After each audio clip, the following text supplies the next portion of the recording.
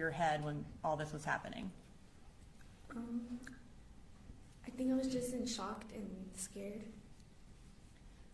And were you afraid for your life that day? It's okay.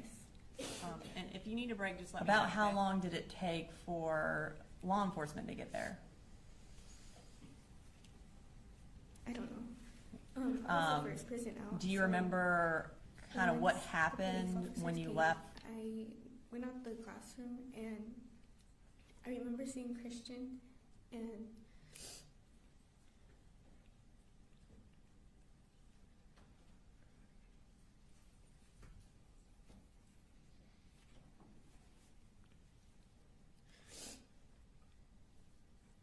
by the door there was like a wall pillar.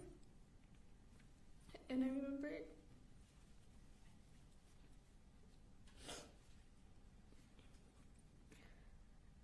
they sat me down, and that's when I had called my mom.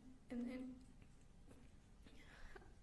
as I'm on the phone with her, I see Mason on the floor.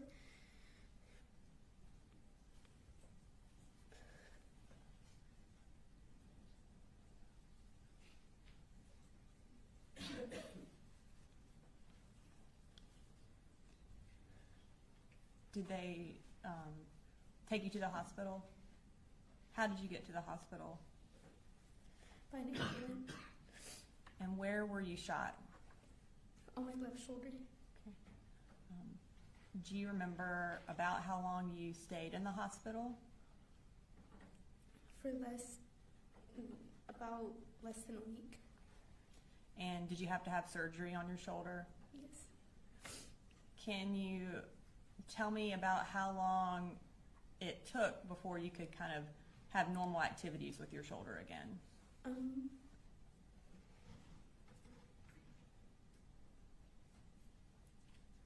About 6 months. And was there anything that you weren't able to do that you normally did because of your shoulder injury? Yes. Play soccer. And were you on the soccer team? Yes. Did you, kind of as a result of what happened that day, is there anything that is more difficult for you, not talking about physical activities, but emotionally? Like, is there anything that is hard for you now, or that you feel like you've been affected by what happened that day? I feel like just seeing a lot of, just seeing what I saw that day, it just sticks with me.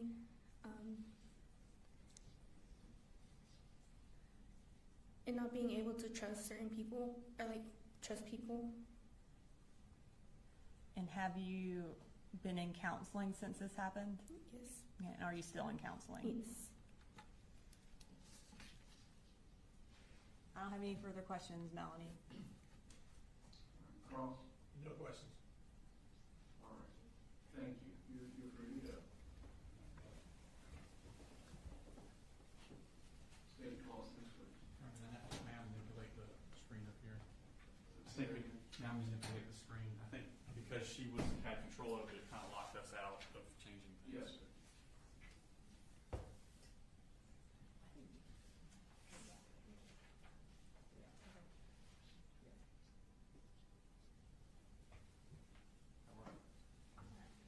Yes, let me see the program one.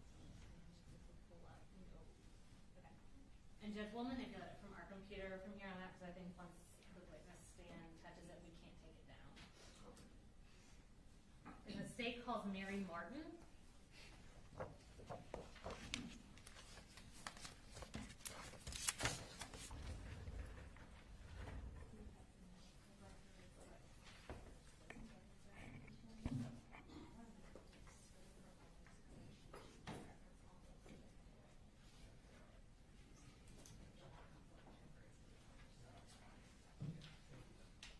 And then this will not go into evidence. This is just for reference.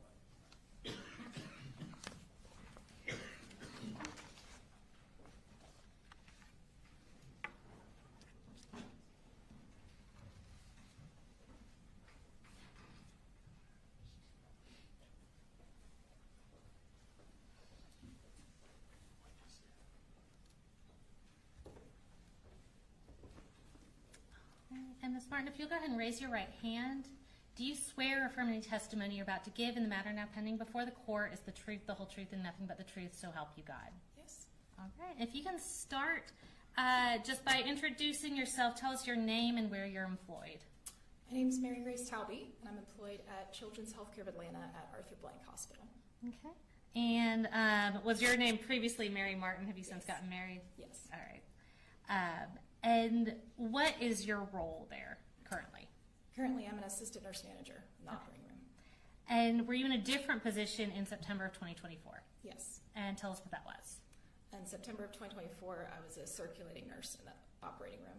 Okay, and what does a circulating nurse do? I assist with getting the operating room ready for procedures based on what the case is, equipment, supplies, meds. Gotcha. And can you tell us just very briefly your professional and educational background that led you to these positions? Yes. I started with a Bachelor's of Science in Nursing, and then I passed the National Licensing Exam for Registered Nurses, the NCLEX, and then I completed a perioperative program that prepares nurses to work in the operating room. All right. And I'm going to turn your attention to the afternoon of September 4th of 2024. Were you working on that day? Yes. And what shift were you working? I was working 7 a.m. to 5 p.m. And on that date, did you participate in the care of Melanie Delira Castaneda? Yes. What was your role in her care? I was the circulating nurse in the operating room for her procedure. Okay. And did you interact with Melanie before she went into surgery? Yes. And can you tell us a little bit about what you remember regarding her demeanor? I remember she was very quiet, sad, tearful. Okay. And as the circulating nurse, were you also present during her surgical procedure? Yes. And Judge, at this time, we're going to tender into evidence State's Exhibit 70. These are Melanie Delira Castaneda's medical records. We have the business records certification here. And the records themselves are electronic. I also have, which I previously showed the defense attorney for reference, the relevant excerpts from the medical records for the witness to refer to. Any objection to 70? No objection, Judge. I don't think those would go back to the jury. I think they're a little better.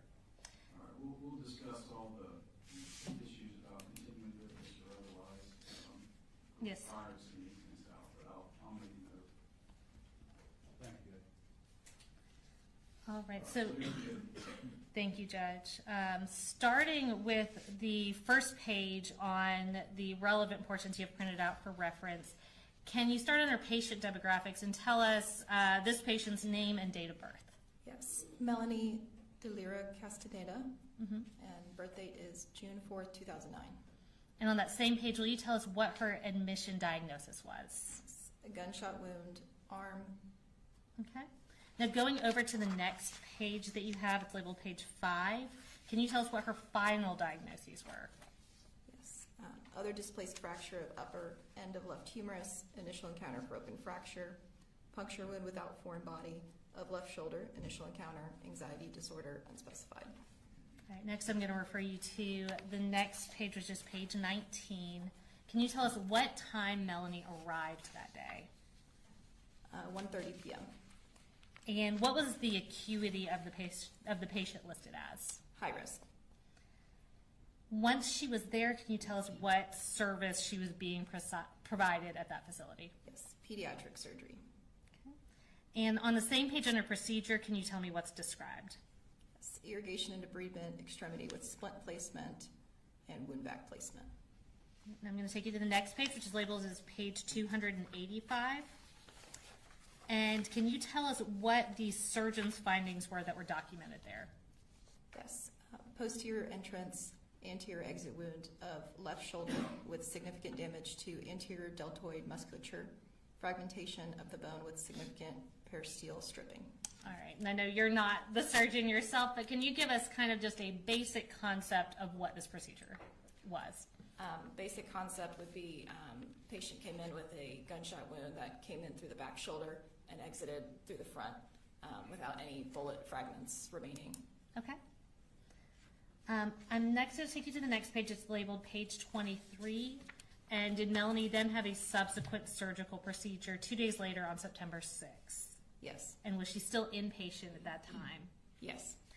And can you read what's listed under procedure on the September 6th surgery? Yes, irrigation and debridement, left humerus with closure, irrigation and debridement, incision and drainage of skin, subcutaneous tissue, muscle, and bone for open fracture, open reduction and application of a coaptation splint, complex wound closure after ellipsing out of the necrotic tissue. Total wound length was 6 centimeters. Open reduction, internal fixation, extremity upper. Okay. And very basically put, was this essentially a follow-up procedure to the September 4th procedure? Yes. Okay. Turning to page 261, when was Melanie discharged? September 7th, 2024. And lastly, I'm going to take you over to page 275. Prior to her discharge, did she have a psychology consultation? Yes.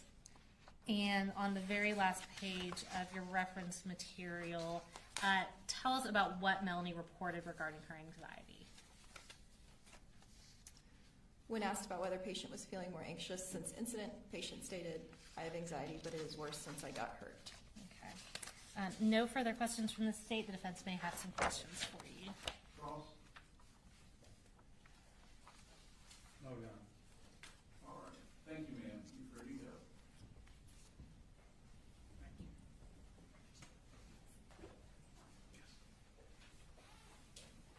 State calls next witness.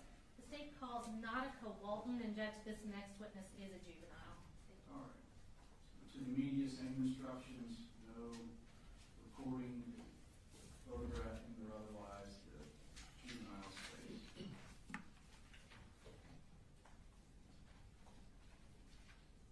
guess more accurately put, was a juvenile at the time.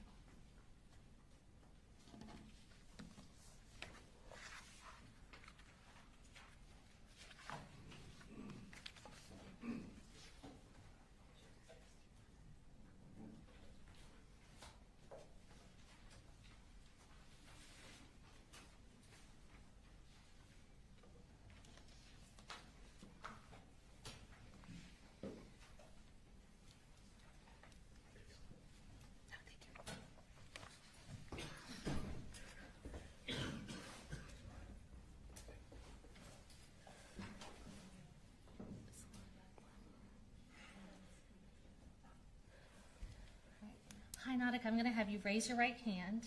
Do you swear to tell the truth, the whole truth, and nothing but the truth, so help you God? I do. All right. I'm going to start by having you introduce yourself, and by that I mean just tell us your name, and if you'll spell your first name, you can put your hand down. You can. My name is Nautica Watson, Nautica. All right. And Nautica, how old are you? 18, Tell us when you turned 18. January 31st. All right. Well, happy late birthday. Thank you. And what school do you go to? Apalachee. All right, Nautica, what grade are you in right now? I'm in 10th. Okay, so were you in 9th grade during the 2024-2025 school year? Yes. And did you also go to Apalachee for that school year? Yes. And were you at school on September 4th of 2024? Yes. Who did you have for second period? Miss Ryan. Okay. And Nautica, we're going to pull up your seating chart from your class, and we just want you to confirm that where we have you on the seating chart is where you were sitting that day. Do you see your name on there? Yes. Okay, and is that where you were sitting on September 4th of 2024? Yes. All right. So Nautica, I want you to tell me about when you first realized something was wrong that day. Like from second period? Yes, ma'am. When I had like entered the classroom and we were like sitting down for a couple of minutes, when I heard like a loud bang, that's when I noticed something was wrong. Okay. And tell us what you remember seeing and hearing after that first bang. When the first bang went off, I remember my teacher falling to the floor, and then Taylor in front of me. I remember seeing her fall down before I turned around and saw there was somebody at the door with like a weapon, and then everybody else like fell down to the floor and like kind of ran closer to Miss Ryan and like gathered against the wall. Okay. How long did it feel like there was shooting going on in the classroom to you? I don't really know. It felt like it was like kind of fast, but at the same point, it felt like we were in there for a long time. Okay. And after it stopped, what do you remember? I remember Miss Ryan pulling me, Natalie, and Melanie to the side of the room and checking us to see if we're okay. And I remember Mr. Edwards and Mr. Edwards and Tyler going to the door to like barricade it. I remember Melody, she had blood all on her arm. I remember her blood was like getting on the side of me because I was like kind of like laying on the side of her.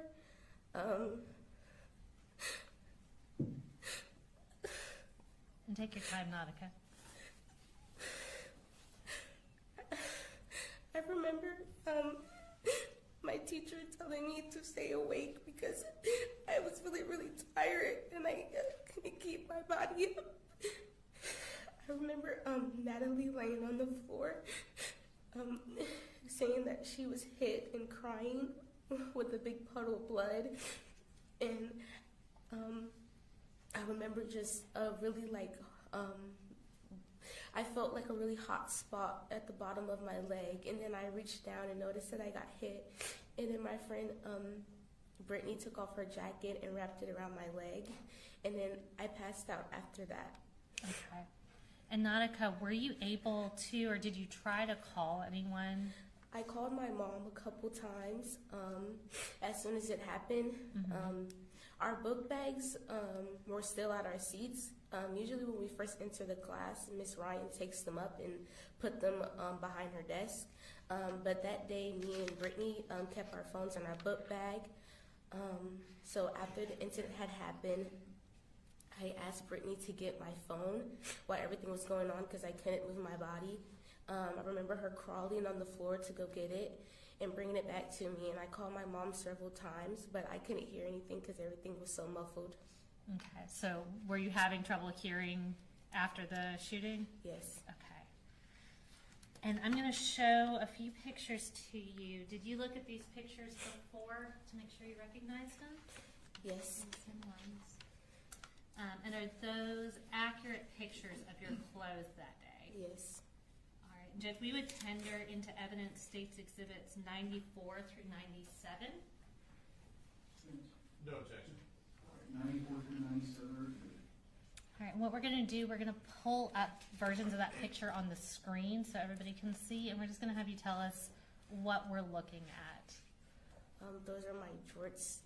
Okay. And did they have to cut those off you when they were providing you medical assistance? Yes. Okay, and we'll show you, and that's 94. We'll pull up the next one. Is that the back of those same shorts? Yes. Okay, and I see a mark on there. Is that blood from your injury? Yes. Okay, and then we'll pull up 90. That's 95. We'll pull up 96. Is that a closer picture of those same shorts? Yes. And we'll pull up 97. And is that the inside of those shorts, that same spot from the injury? Yes. Okay.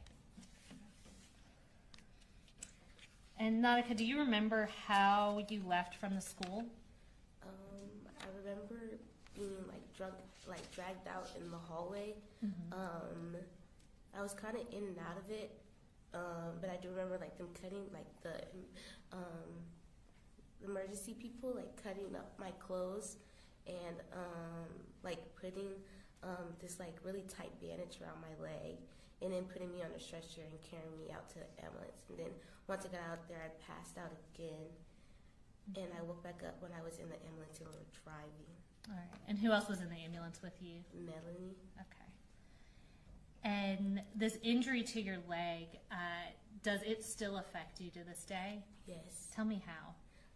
I can't play any sports because it messes with my nerve. My leg gives out sometimes. I have like random flares. When it's really cold outside, it's like kind of hard for me to function because like my leg gives up sometimes and stuff like that. So I don't do sports or anything. Okay. And is that something that you used to enjoy doing that you haven't been able to do? Yeah. Okay. How has this affected you mentally and emotionally since this happened? I'm very paranoid. I don't like being in front of the doors at school. I don't use the bathroom at school. I always stay with somebody very closely.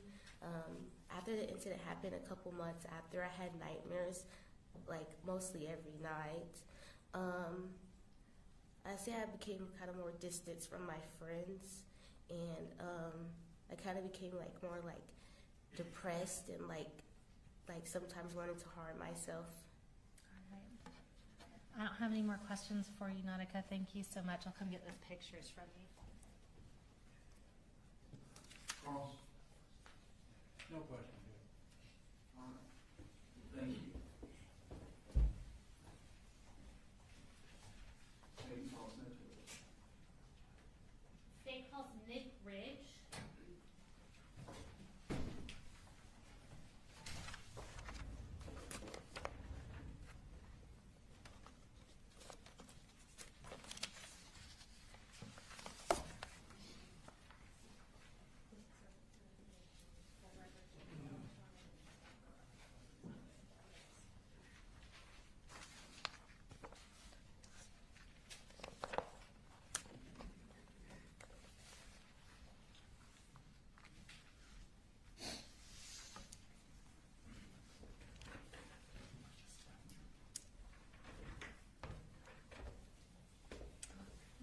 Good morning. I'm going to go ahead and have you raise your right hand. Do you swear or affirm any testimony you're about to give in the matter now pending before the court is the truth, the whole truth, and nothing but the truth, so help you God? I swear. All right, you can put your hand down, and if you'll just introduce yourself to the jury and tell us where you're employed. My name's Nick Ridge, and I work at Northside Gwinnett in Lawrenceville. Okay. And in what capacity do you work in Northside Gwinnett? I'm a registered nurse. All right. How long have you been a registered nurse? March of 2020, about 5 years. And where did you go to school? Nursing, I did Augusta University. Okay. And what are your current duties as an RN there? Currently, I'm a critical care float nurse, so I work in the ICU and the ER. And were you working there in the same capacity on September 4th of 2024? No, at that time, I was a team lead in the ER and a trauma nurse. All right. Turning your attention specifically to the afternoon of September 4th of 2024, were you working on that date? I was. And what shift were you working? 7A to 7P. And did you participate in the care of Nautica Walton? I did.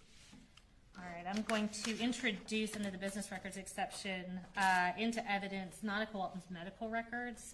The records are electronic on the hard drive. This is State's Exhibit 93, and this is the business record certification. And I'm going to provide for your reference some printed out relevant portions from those records. Any objection to that?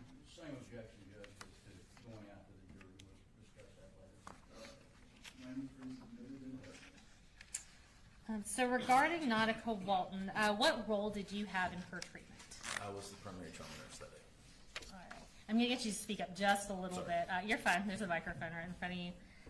So referring you first to that first page is labeled page 5 of the records. Can you give us her full name and her age as of September 4th of 2024? Nautica Walton, 16-year-old. And what time did she arrive that day? 11:17 a.m. Now, going over to page 6 of those records, can you tell us what the reason was for her hospital visit? A leg gunshot wound. Okay. Now, I'm going to have you turn to the next page. It should be labeled page 14 of those records. Can you read what was documented under history of present illness? Sure. Trauma Jasper 14 is a 16-year-old female patient assigned to room trauma 1 who presents to the ED with a gunshot wound to her left thigh. Per EMS, the patient was shot with an assault rifle but unknown caliber. EMS states that the patient was ANO4 on scene and bleeding was controlled. EMS reports her most recent blood pressure was 92/56. The patient currently rates her pain at 10 out of 10. Okay. And what's ANO by 4? Alert and oriented. On the next page, page 15, can you tell us what was documented under lower extremity? Yeah. Penetrating injury to the posterior mid-thigh, no active bleeding, abrasion to the left proximal buttock and left upper thigh. Full range of motion, pulses, and sensation are normal. Okay. And did Nautica also get an x-ray? Yes. X-ray showed, preliminary interpretation was done by Dr. James Smith. It showed no fractures or dislocations, no soft tissue abnormality, no bony abnormality, metal or metallic bullet fragments present. Okay, So are those metallic bullet fragments something that would show up on an x-ray? Yes. Okay. Going over to page 62, I believe that's the last page of that packet you have. Can you tell us what her spiritual care assessment narrative described about Nautica while she was at Northside Gwinnett? Sure. Nautica was shocked by her traumatic situation. She was joined by her foster mother and caseworker as well as foster siblings, ones that were in the same school. Nautica could not speak of what happened as she seemed to still be in shock. I made sure to turn the lights down, speak softly, and walked her through a meditation. We used breathing exercises and I held her hand. Later, I spoke with the next of kin to make sure that you use low lights and speak softly. I also mentioned the shocked state to the BH team. I also offered advocacy, presence, support, and prayer. Patients seemed to shake less and breathe deeper. Thank you. And lastly, was Nautica able to be discharged that day? She was. All right. No further questions from me. Ross? No question, Judge. All right, thank you, sir. You're ready to go. Thank you.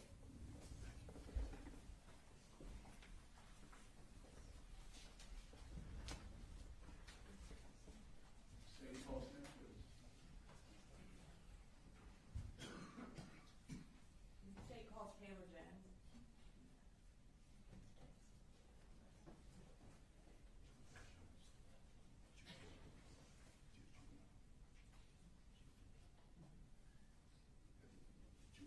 Your Honor, this is a juvenile witness. All right, media, same precautions. We have another juvenile testifying.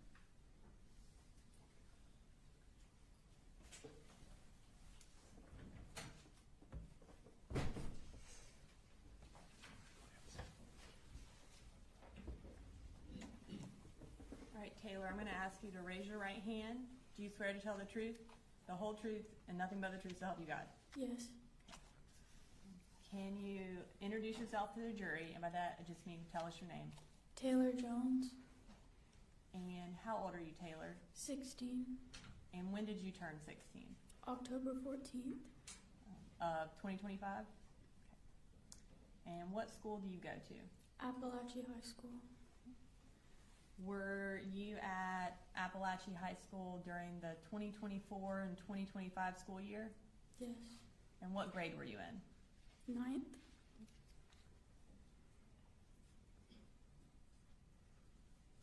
Did you go to school on September 4th of 2024? yes. Okay. Do you remember who you had for second period? Miss Ryan, And what type of class was that? Algebra 1. I'm going to show you a class seating chart. It's going to be right in front of you. Is that where that red circle is? Is that where you were seated? Yes. Do you remember if that was the first time you were seated there? Had your seating chart changed that day? Yeah. Okay.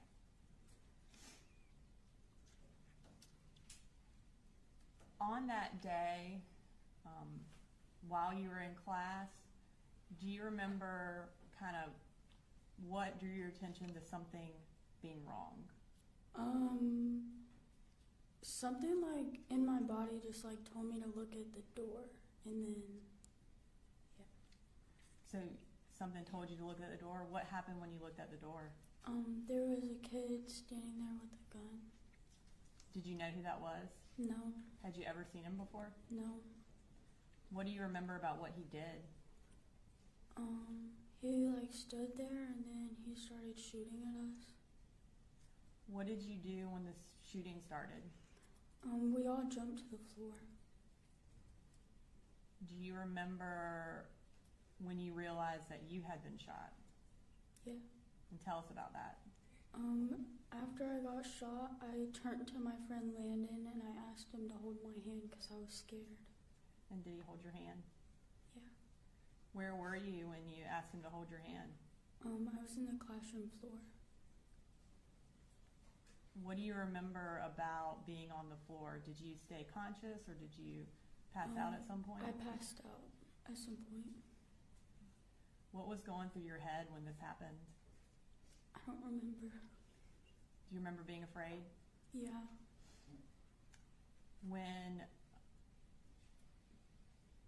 How long do you think it took before you were taken out of that classroom? I don't know. Did you stay kind of unconscious until they took you out? Yeah. Do you remember where you went after they took you out of the classroom?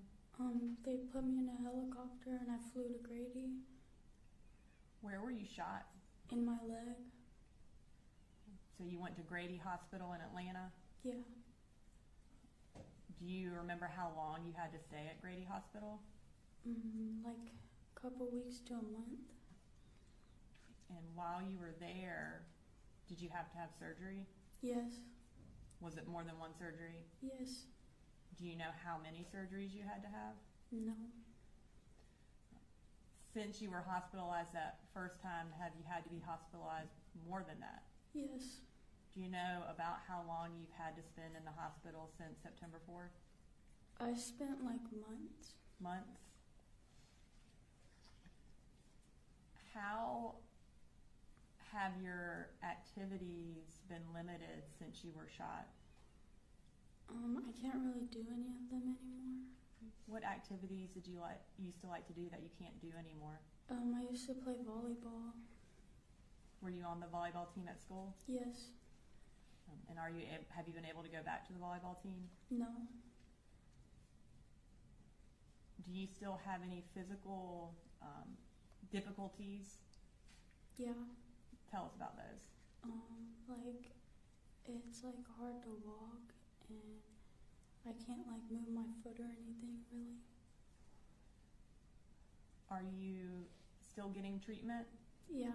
What kind of treatment do you still get? I go to physical therapy and then I get like Botox shots and just like shots that help my pain.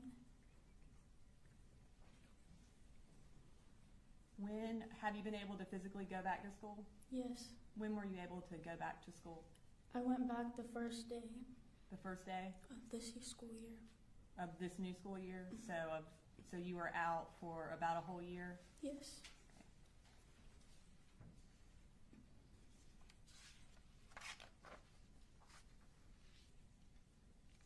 In addition to having to go to physical therapy, do you also go to counseling? Yes. So beyond the physical injuries you've described and your physical limitations, can you tell us about how else this has affected you? I don't know. Okay. And that's okay. Are you nervous today? Yeah.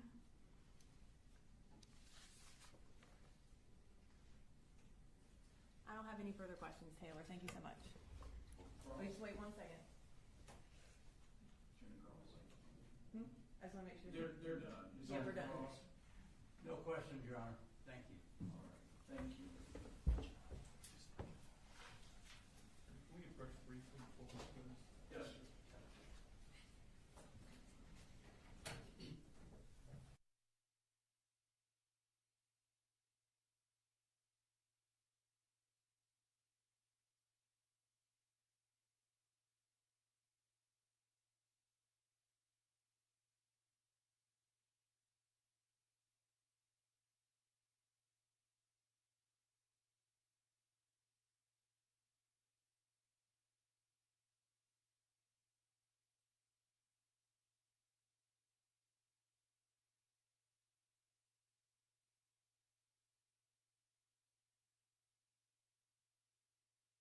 Griffith to the stand. And Your Honor, she is also juvenile for the purposes of your order. Thank you. All right, same instructions to the media. You are not to photograph, record, or transmit anything regarding the child's case.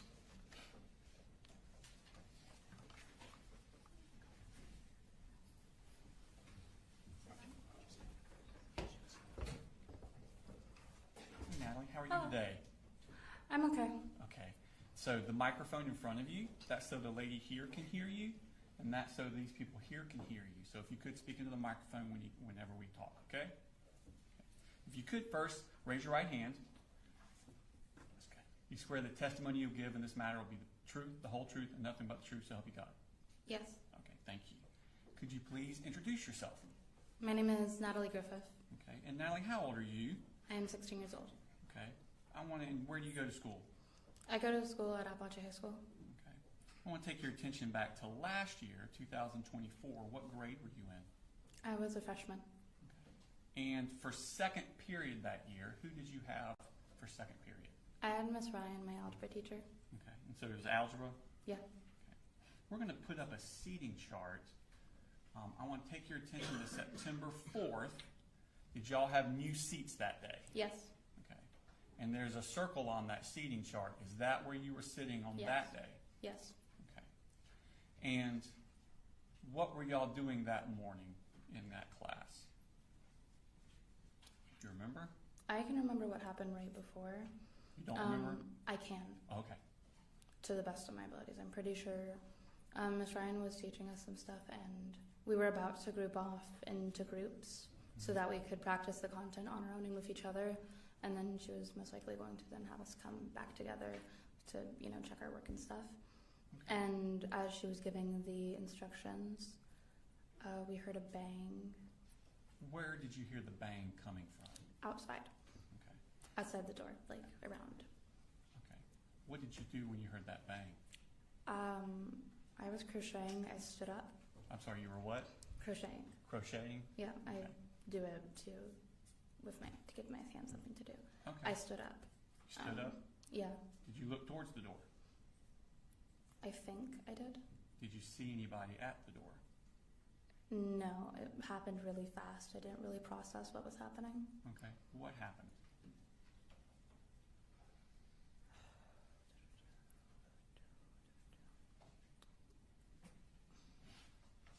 It happened really quickly. I'm pretty sure there were gunshots, but the thing is, my brain didn't process any of the sounds that were coming into my ears. Next, what's called my hand all of a sudden felt weird, and I heard a ringing in my ear, and I looked down, and there was blood and a seemingly a hole in my wrist. I And wanna- around right up here, it was hurting. You And I said that you're speaking softly, so I'm just going to repeat a Sorry. little bit. You said you felt a tingling in your arm, or It was painful, but it felt weird. okay. And It which arm was was- this? Hmm? Which arm was My it? left. Okay. That's the first thing you remember was the pain in your arm, that weird feeling. Yes, it was painful, but it was also like an absence of feeling, Mm-hmm. like something almost frozen off, but not cold. Okay. And what happened after that? Afterwards, I started to scream. I was screaming that I got shot. I got shot. I was yelling that I was When gotten did you shot. first know that you got shot? When I looked down at my wrist and I saw it. What did you see? It was very blurry because it was very quick. Mm-hmm. I think I was subconsciously trying to not. Once I registered that it was blood and what exactly it was, my brain kind of blocked it out. Okay. And I knew what it was. It was a hole. There was a hole? Right. Where in your arm was the hole? Okay. So kind of the wrist and towards your elbow? Yes, and then I didn't know this at the time, but I had also had another one up on around my shoulder. Mm-hmm. So you were shot more than once? Yes, seemingly twice. Twice? Yes. Okay. So you've now noticed you've been shot, and I think you said you were screaming? Yes. What were you screaming? I got shot. I'm a kid and I got shot. Okay. And what happened at that point? It was very quick. I think I fell over, or Miss Ryan was telling us to get down. Mm-hmm. I can't remember anything that anyone really said. I might have blacked out for a moment, but I was at some point. I was on the floor and I was laying down. Okay. Where about in the room were you on the floor laying down? On the side of the wall. Okay. Was anyone with you? Yes, Who was with you? Miss Ryan. Okay. And what was she doing? She was holding my hand. I'm pretty sure she made a tourniquet. I wasn't really looking because I was trying to not see it. Mm-hmm. I think she was making a tourniquet, or she was covering my hand so that I wouldn't see it. Could you repeat the question? That's fine. So you're laying there by the wall, and Miss Ryan's with you. Yeah. Do you move away from that wall before anyone, like medical people, get there? No, I couldn't get up. Okay. Did you see I blacked anything out else for a that bit. was happening around the room while you laid there? Yes, but also no. I was kind What do of. you remember? I remember afterwards when things settled down, Mhm. I was looking around the room. I saw the plushie that I would use, what's called as like a fidget toy, Mhm. across the room, and it was laying down, and there was a splatter of blood on it. I A saw. fidget toy? Yeah, I saw I saw Coach Edwards, and I think Tyler. I'm not sure. They were barricading the door, moving desks and chairs in front of it. Okay. And I remember when the police got in. Okay. I heard a bang. They were banging on it, and then finally they got in. Okay. How long was it before the police came in? I can't tell you. Okay. It was like time stopped. Okay. Everything was moving very quickly and slowly. Quickly and slowly? Time was seemingly moving quickly, but to me it was very slow. Okay. So the police come in. What do they do? They looked around. At that point, I kind of went off on my own. Do you mean And physically or mentally. Mentally. And the next thing I know, they were picking me up by my arms and legs, and they were taking me out and putting me on a stretcher. Okay. Did they say anything to you while they were doing this? Yes. What kind of things were they saying? I can't remember. Okay. Were you saying anything to them? Yes. What were you saying to them? Mainly sarcastic things. I was trying to distract myself. What type of things were you saying?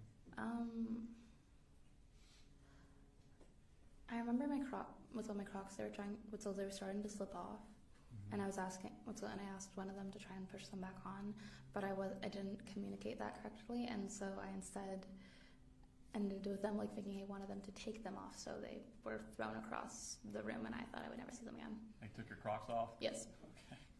Okay. Were you worried about anything while they were Yes. dealing? What kind of things were you worried about? My friend, Lorelai, she was only her class was only around the corner, and I was worried Okay. that her class had also gotten shot, and I was also worried that I was going to die, and how that would affect my parents, Okay. because my dad has a heart problem. Did they put any sort of what did they do to treat you there at the school? They put a tourniquet on me. I know they gave me pain medicine. They talked to me. The paramedic that was with me, they talked to me, and it helped me. It helped distract me. Okay. How did you leave the school? By an ambulance. Okay. As you were leaving the school, did you see anything? Leaving the school, Mm-hmm. not the Being building. taken out of the building. Taken out of the building. Yes, I saw Colt Gray. He was on the floor with his hands behind his back. Had you ever seen him before? No. Okay. Did you know who he was? No. Okay. I remember thinking. What did you think when you saw him?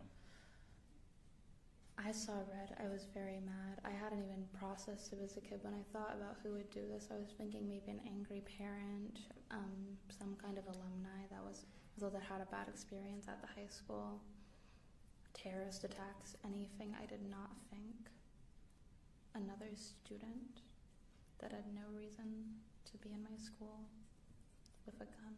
Did you would have say been anything to him when you passed him? Yes. What did you say to him?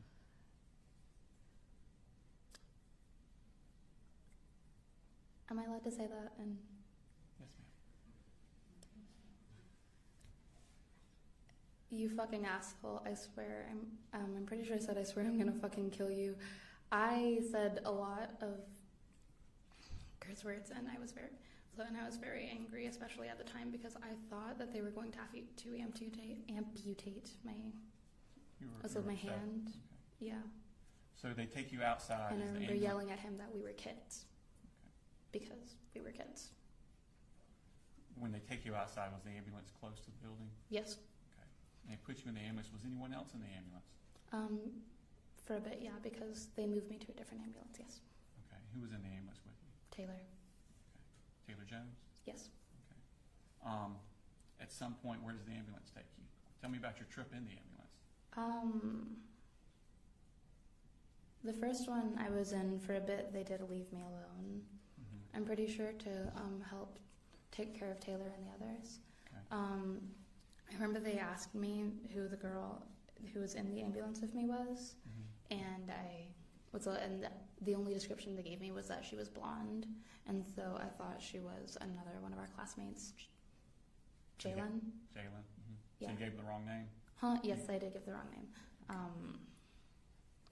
And so at the end, I remember I was kind of fidgeting with my own brain.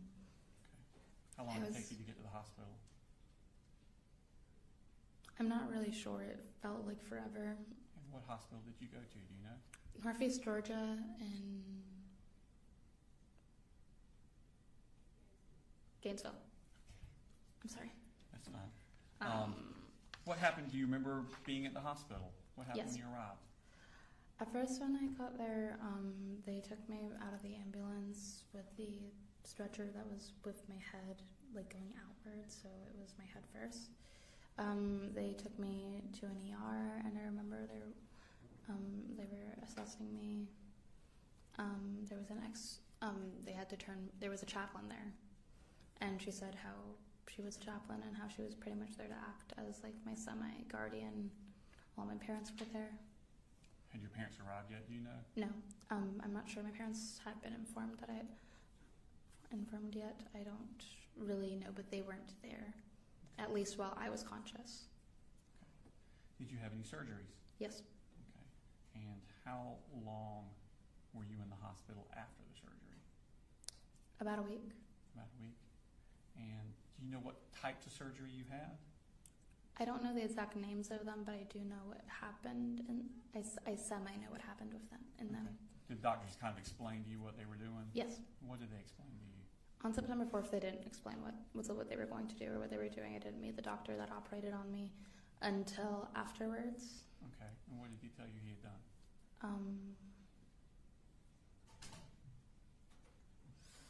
I can't really remember the exact medical terms. I know they had I don't tried need medical some terms, knives, just but I need teenager terms. they had. What was your placed- understanding of what they had done to you? They had taken some cadaver nerves out of someone else and given me and grafted them onto mine because I had a big because my nerves were severed. Okay. The one that was in around my wrist, and also we didn't figure this out until a couple months later, but also one up my median nerve, I think is it's called, up around my shoulder was also. Okay. You said you were they in the closed it and they fixed it. You said you were in the hospital for a week after that surgery. Did you have other surgeries during that week? No. Okay. Did you come home after that? Yes.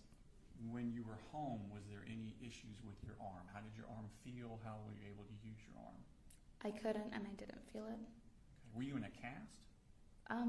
No, because they had to. I had gauze and stuff, and it had to be changed out every day. So I wasn't ever in a cast. I was in a brace/splint, Okay. and they'd have to unwrap it daily, so that way. Were you able to use your hand? No. Okay. It was after the surgery. I had to look at my arm just to know that it was attached to my body. I was about to ask, could you feel your arm? No. It wasn't. For a bit, I had trouble because I couldn't even let it hang down. Mm-hmm. I had to carry it, and I would have trouble doing that for a bit. At some point, I got used to it because it felt like a dead limb. Okay. Were you able to go back to school during this time? Right after you got out of the hospital? No, and the schools weren't open yet. Okay. Did you ever have to go back for a follow-up surgery? Yes. How long after you came home from the first one did you go back to the follow-up? My second surgery was on September 2nd, 2025. So a year later? Yes. Oh, okay. They wanted me to heal as much as I could by myself, before they went in, and they did anything else, because if I could heal by myself, they didn't want to put me through the... Okay, well then let's go back a little bit then. During that year, did it start getting better, your use of the arm and the feeling in your arm? Yes. Okay, tell me about that. Tell me about that. So for, I want to say maybe 2 or 3 months, I couldn't really do anything with my hand. I had to have to use my mouth as like a second hand. You used your mouth as a second hand? Okay. Yeah. I can't tell you exactly how many months from the shooting it had been till I was able to move I could semi-move my fingers afterwards, but it didn't feel like it. Like my brain was sending the signals to my hand, and they were receiving them, but I couldn't really tell. It felt like they weren't moving. And it wasn't until I look at it and I'd see that it was moving that I knew, like, oh, that is working. Were you doing physical therapy at this time? Yes. What kind of things were you doing for physical therapy? It was a lot of stretches in the beginning. I couldn't physically move my hand. I couldn't move my wrist until maybe 6 months, maybe. I'm not sure. That's probably not the right time span. I couldn't move my wrist at all by myself. By myself, moving it up or down. Okay. And so at some point you went and had this second surgery in Yes. September 2025. Yes. What were they telling you they were going to do? They took sural nerve from my left calf, a sensory nerve that I didn't really need, and they mixed it in with the cadaver nerve graft they had given me on September 4th, because since it's sural nerve, it's on foreign DNA. Okay. And so my body was less prone to reject it. Since it was yours, it was. Okay. Yes, because I'm the cadaver nerve. How long did you stay in the hospital after that surgery? I left the day of. Day of. Yes. Since that time, have you noticed a difference? Has it been getting better?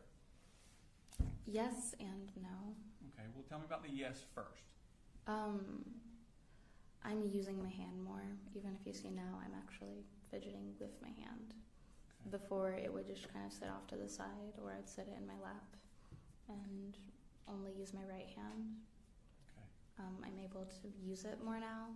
Can you feel better? But also, Can you feel your fingers better than you did before the surgery? I want to say yes. It hasn't been long enough really to see any effects. The main thing that I noticed after the surgery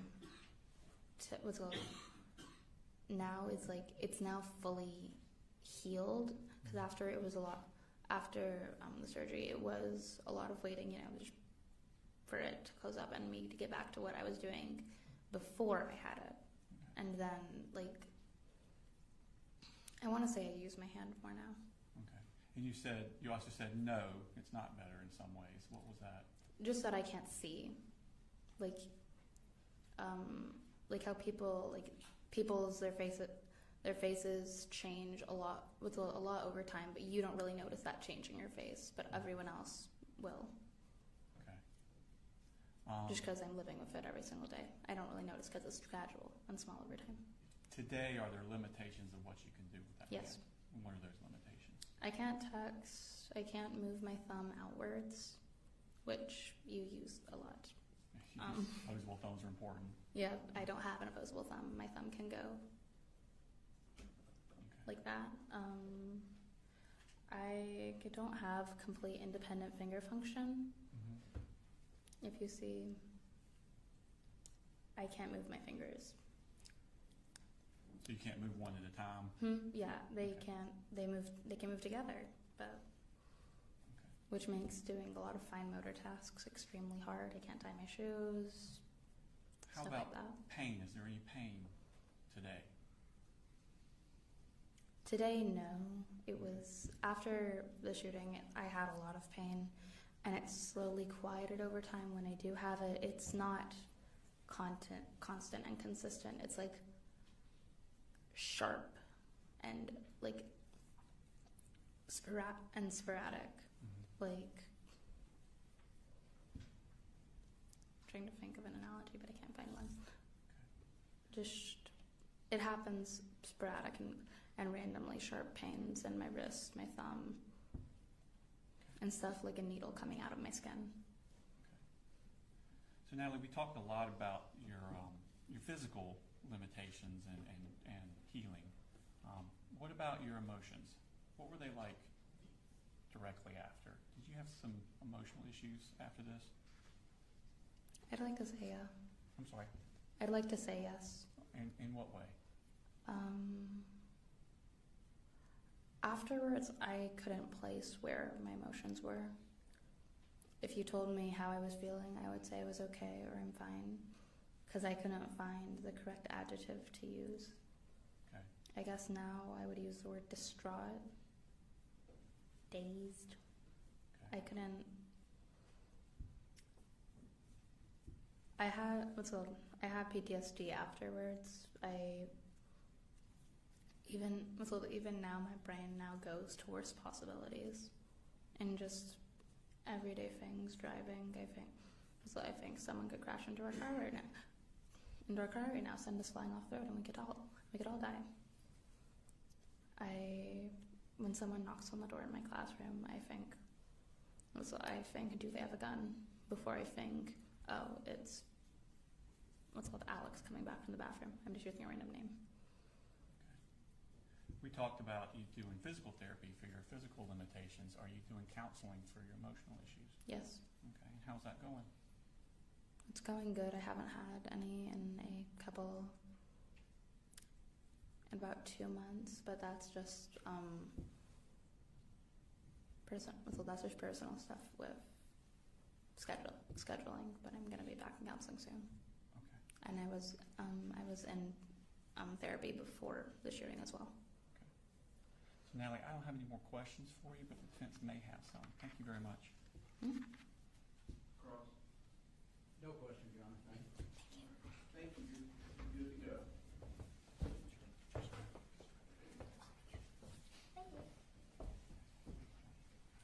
Call us next witness.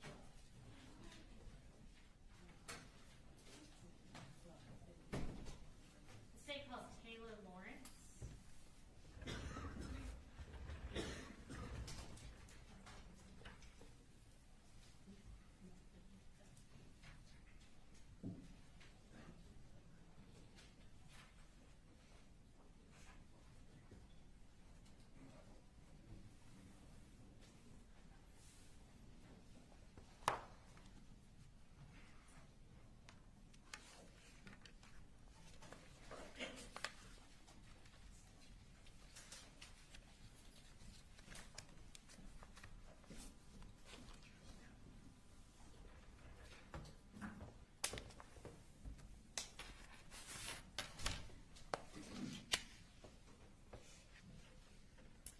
If you'll go ahead and raise your right hand.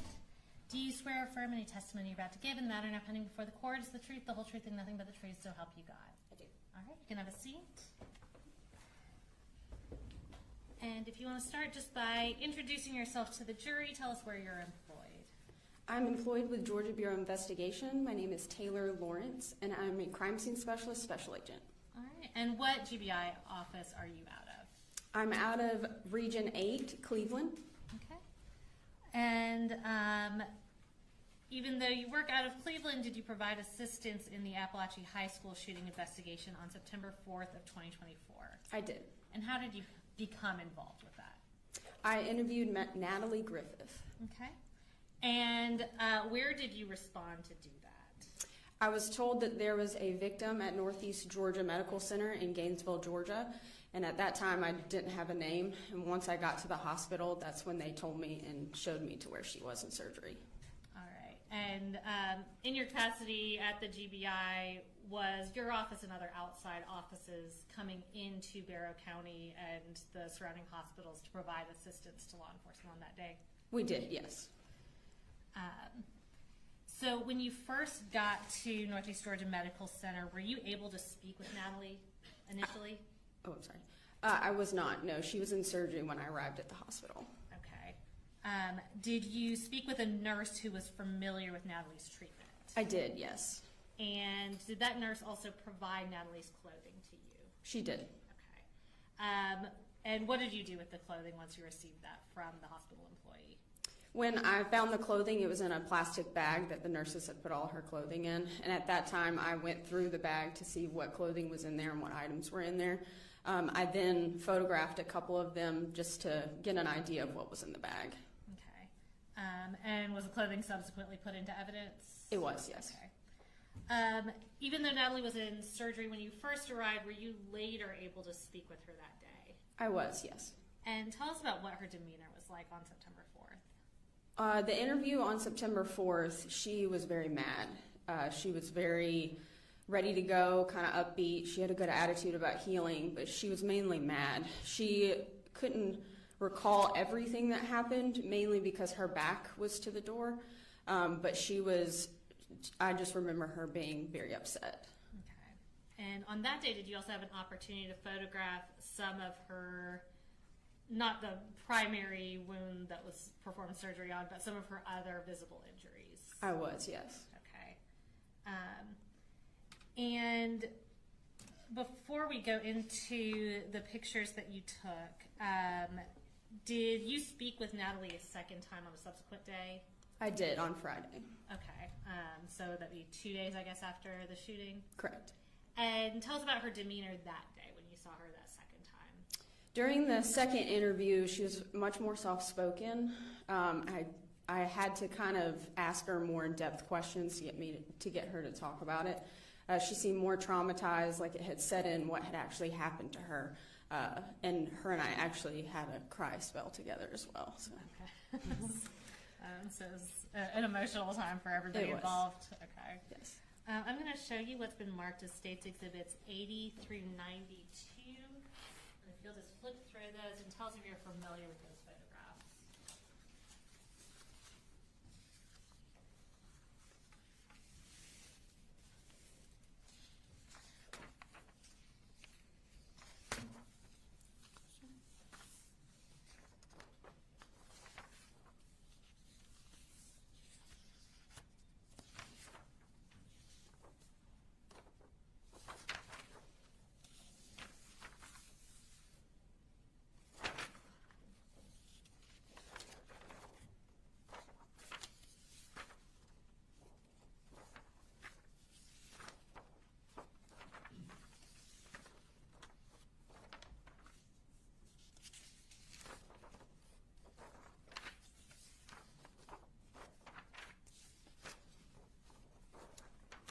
Yes, I am. These are photographs I took. Okay. And are those both of Natalie's person and her clothing? Yes. Okay. Are they fair and accurate depictions of the photographs you took that day? They are, yes. All right. And Judge, at this time, we tender States Exhibits 80 through 92, and we're going to publish those for the jury. Okay, good. All right, 80 through 92 are good. All right, we're going to pull these up on the screens. It should appear behind and in front of you, and we'll just talk through one by one. We're going to start with States Exhibit 80. Will you tell us what that's a photograph of? This is a photograph of the injuries to her right hand. Okay, and by her you mean Natalie Griffith? Yes, sorry. Okay, you're fine. And we'll go on to 81. This is just a different angle of that same hand. Okay, and do y'all use that measuring stick just to give a perspective of the size of the injuries? Correct. Okay. Going on to 82. This is a photograph of Natalie Griffith's chin. Okay, and these are injuries sustained during the shooting? Correct. Okay. And 83. This is just a different angle of that same injury. Okay. 84.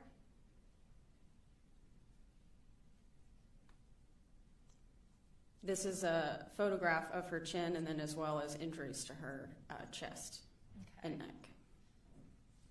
And 85. This is a photograph of the jeans she was wearing when she was shot. And 86. This is a photograph of the back of the jeans. Okay. And 87. This is a photograph of the t-shirt that Natalie was wearing when she was shot. Okay, and we see the damage done to the shirt. Is it your understanding that damage is from the shooting? I believe part of it is EMS. When they responded to her, they cut some of the shirt, but that is the area where the bullet wound was, and then there's also a hole near the neckline as well that is a bullet defect. Okay. And 88. This is the neckline bullet defect. All right. And can you point on that screen behind you? And it's kind of hard with the black shirt where that defect is. Perfect. Thank you. And 89. This is a photograph of the inside of the t-shirt. I'm just photographing all sides of this defect. Okay. States 90. This is the bra that Natalie was wearing. Okay. And 91. This is a mid-range view of a bullet defect in her bra. Okay. And 92. And here I'm just showing how large the hole was. And I do not have any additional questions for you, but the defense may have some. I'll come grab this. No question, John. All right, thank you. You're free to go.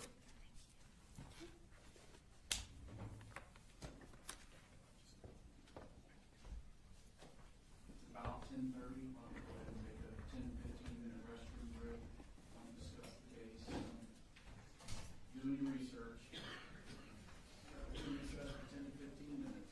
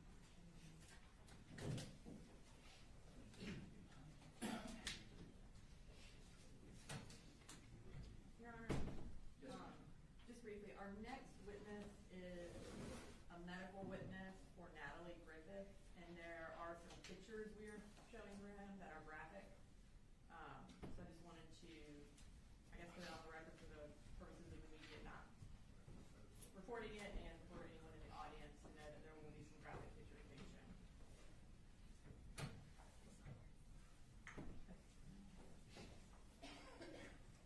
Are these are from the hospital? Yeah, the hospital took the pictures. Yes. Just trying to remember. I'm a little concerned about the photographs of the minor even being shown. So, As in, they're prohibited from showing photographs of a minor? well, I'm just You concerned said, that they're you mean going- the state from admitting them into I evidence? or- don't mind the jury seeing them, obviously, but to report those, to for them to film those photographs of a minor and show them on the news, I think would be inappropriate. I think it still is. And I mean, I can always just, I guess, have the medical records go around with the jury, but is there a way to blank that screen out and just have those screens show? I thought there was, but apparently there's not.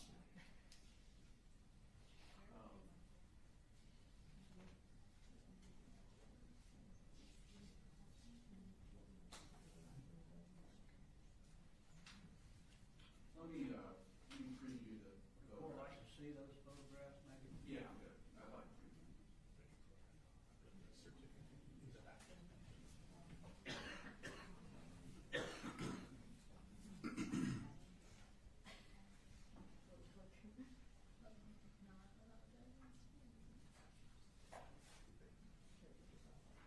Yes, my problem is we're very cautious about showing their faces, but there's no problem with showing their injuries.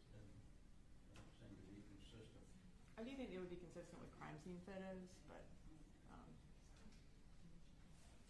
I don't know. I don't think the news would want to show them because they are very gruesome. But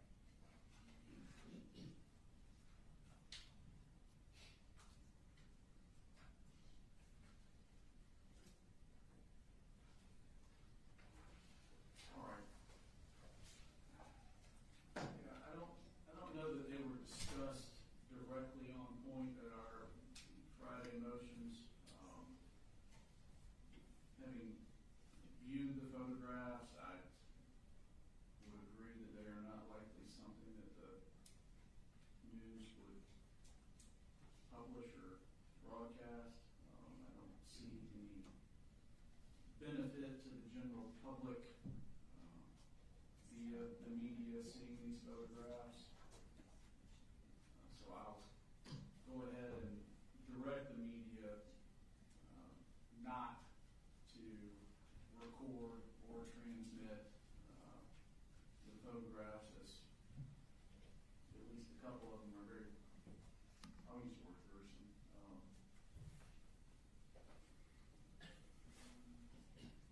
All right. Thank you, Judge. Yes, sir. Are we otherwise ready for the jury if they're ready? yes, Your Honor. Can we have 2 minutes? Yes.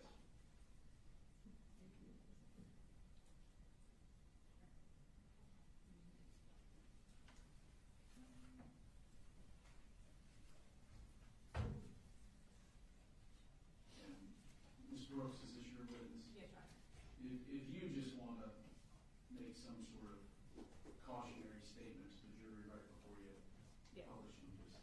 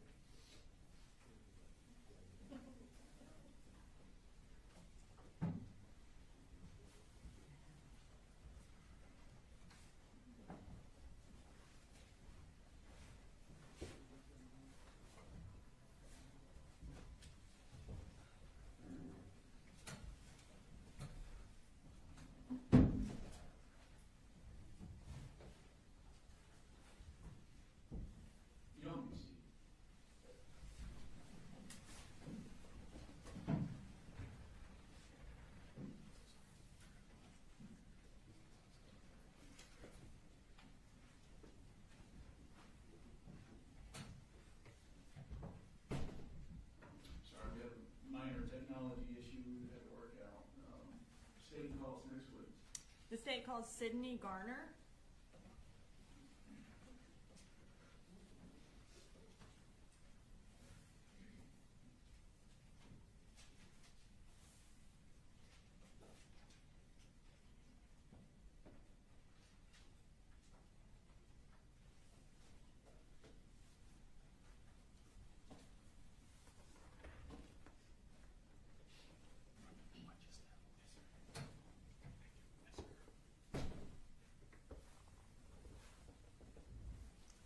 Mr. Garner, can you go ahead and raise your right hand? Yes, ma'am. Do you swear to tell the truth, the whole truth, and nothing but the truth so help you God? Yes, ma'am.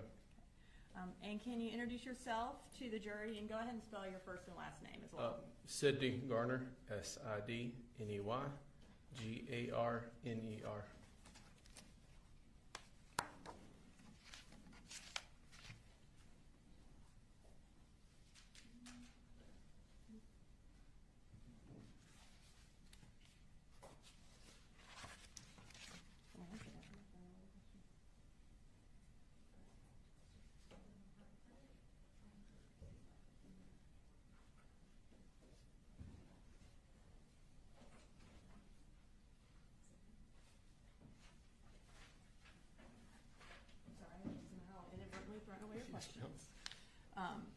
All right, so tell us what you do. I'm a registered nurse at Northeast Georgia Medical Center in Gainesville in the emergency department. Okay. And how long have you worked in Gainesville? I've been in Gainesville for 10 years. And have you worked anywhere else as a nurse? Not as a nurse. I was a paramedic for 10 years prior for Gwinnett County Fire. Okay. Can you tell us about your education that, I guess, allowed you to be a nurse? I received my undergrad at the Alabama. That was my BSN. Then I got a master's at the University of Alabama at Birmingham. Okay. And they still let you work in Georgia? Yes. All right. So you said that you were fireman and EMT prior to becoming a nurse? Yes, ma'am. In that profession, did you have the occasion to come across emergencies, gunshot wounds, that sort of thing? Yes, ma'am. Okay. About how many of those types of incidents where there was a crime committed or someone had been shot did you come across? Countless. I couldn't put a number on it. Yes, ma'am. Now, you indicated that you work at Northeast Georgia in Gainesville, and you indicated that you are an emergency room nurse. Can you tell us what that means? Like, what do you do? I'm currently an assistant nurse manager. I've got 30 employees under me in the department. I'm also one of 18 shock trauma nurses in the department that has specialized in trauma and shock patients. And tell me how that differs from being a regular ER nurse when you're dealing with shock trauma patients. Specialty training, extra meetings every month as well. Okay. And is there a shock trauma nurse on every shift? Yes, ma'am. Okay. I'm going to turn your attention to the afternoon of September 4th of 2024. Were you working on that date? Yes, ma'am. And what shift were you working? I worked 11 a.m. to 11 p.m. And what was your role on that shift? My role on that shift was team lead that day. I was over what we call the A area, or our trauma area in the department. And as team lead, what is your job? My job was to oversee the nurses, 4 nurses in that zone, to oversee 10 patients in that area as well. So was there a separate shock trauma nurse on duty? Yes, ma'am. Okay. Did you participate in the care of Natalie Griffith that day? Yes, ma'am. And how did you end up participating in her care? I was the lead charter in the room when she arrived. Okay. And did you sort of take over the role of shock trauma nurse as well? Yes, ma'am. The shock trauma nurse that day was a newer nurse, and the charge nurse had asked me to take on that position due to the news of a potential shooting in the area. And was that kind of based on your previous experience as an EMT and firefighter that you could handle this type of situation? Yes, ma'am. What do you remember about Natalie's demeanor that day? I remember her when she came in, she was calm, especially for a 15-year-old. And was she asking for anyone or doing anything? She asked for her mother multiple times. At this time, I'm going to go ahead and introduce into evidence State's Exhibit 79, which are Natalie Griffith's medical records. And we're introducing them under the business records exception. defense. Okay. All right, 79's admitted. Thank you, Your Honor.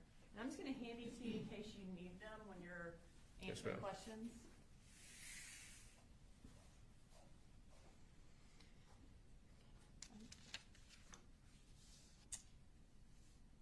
Can you tell us what time Natalie arrived at the hospital?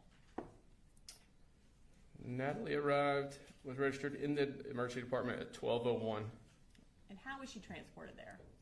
by ambulance. Did you participate in assessing her when she arrived at the emergency room? Yes, ma'am. And how old was she? Natalie was 15. Can you describe what her injuries were? Yes, ma'am. Natalie had appeared to what be a graze wound across the top of her left breast, a penetrating wound to the upper left arm on the medial and lateral side, also a large wound to the left wrist. And when you say graze wound, can you tell us what you mean by that? It appeared something had cut through the tissue of the top of the left chest. It did not penetrate in, but it was kind of filleted open. And can you tell us what you mean by penetrating wound? What we assumed to be a GSW at the time, a gunshot wound. And I think you indicated that there was a lateral and then... Yes, ma'am.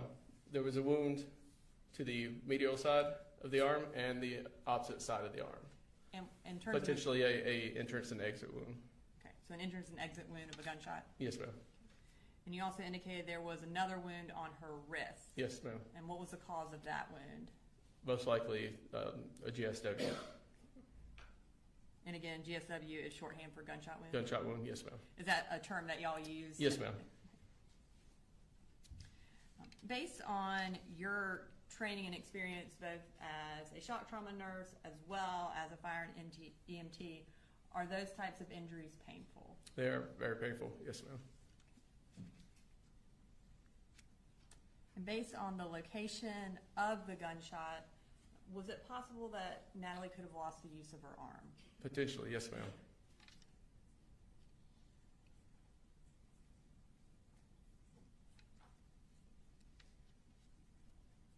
During the course of her treatment, were photographs taken of her injuries? Yes, ma'am. And were those taken at the hospital? Yes, ma'am. And were they also made part of the medical record? Yes, ma'am. And Your Honor, this time I am going to show pictures and display them to the jury. Some of the pictures are graphic, so I wanted to put a notice on the record for the audience as well as the jurors that there will be a few graphic pictures being shown. Thank you. Okay. And we're going to bring these pictures up. They are just part of State's Exhibit 79. So I'm just going to ask you as I bring them up, this is on page 15 of the medical records, if you could describe what that injury shows. I believe this is the posterior side of the arm, or what I was calling the lateral side, the back side of the left arm, a potentially exit or entrance wound from a GSW or a gunshot wound. And we'll move to the next page, which is page 16 of State's Exhibit 79. And can you tell us what that shows? Yes, ma'am. This is the larger wound that you see towards the middle is what I told you was like the graze wound, where it was kind of filleted open. And then that is another penetrating wound just above the orange tourniquet on the arm that could have been an exit or entrance. Okay. And I assume there was no bullet or bullet fragments found in her arm, suggesting that it exited. Is that correct? That is correct. Okay. All right, we'll move to page 17. All right, can you tell us what that shows? This is the left anterior wrist. All right, and again, that is an apparent gunshot wound? Yes, ma'am. And we'll move this to page 18. It's a different angle of the same wound. Okay, thank you. And there's one more on page 19. And same wound, yes, ma'am. Thank you. As far as the injury to the wrist, was it also possible that she would have lost the use of her wrist based on that injury? Yes, ma'am. While Natalie was at the hospital, what treatment did she undergo? She received IV antibiotic therapy. She went to the OR for repair of that right wrist. a washout of the left wrist, I'm sorry, washout of the left arm as well. And then after the OR on the floor, when she was admitted, she did receive screening for PTSD. And can you just tell us what you mean by washout of the arm? To clean out any debris that might be left in the arm to prevent infection. Does that aid in the healing of the injury? Yes, ma'am. You also indicated that she was screened for PTSD. Yes, ma'am. And what was the result of that screening? The result was positive.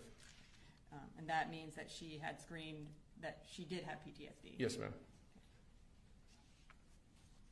And can you tell us when she was discharged from the hospital?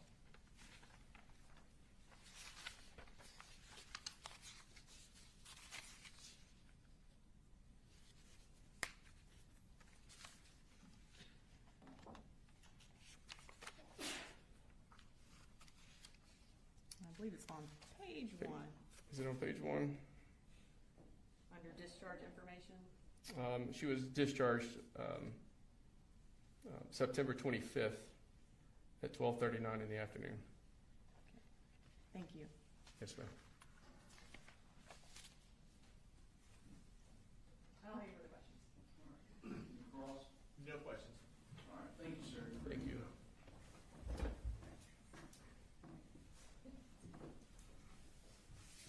State calls next, please. State calls Jackson Beaver, and Justice is a juvenile. All right, ladies and gentlemen of the media, we have juveniles at time, so the same instructions regarding no filming or photographing or broadcasting anything about the witness's face.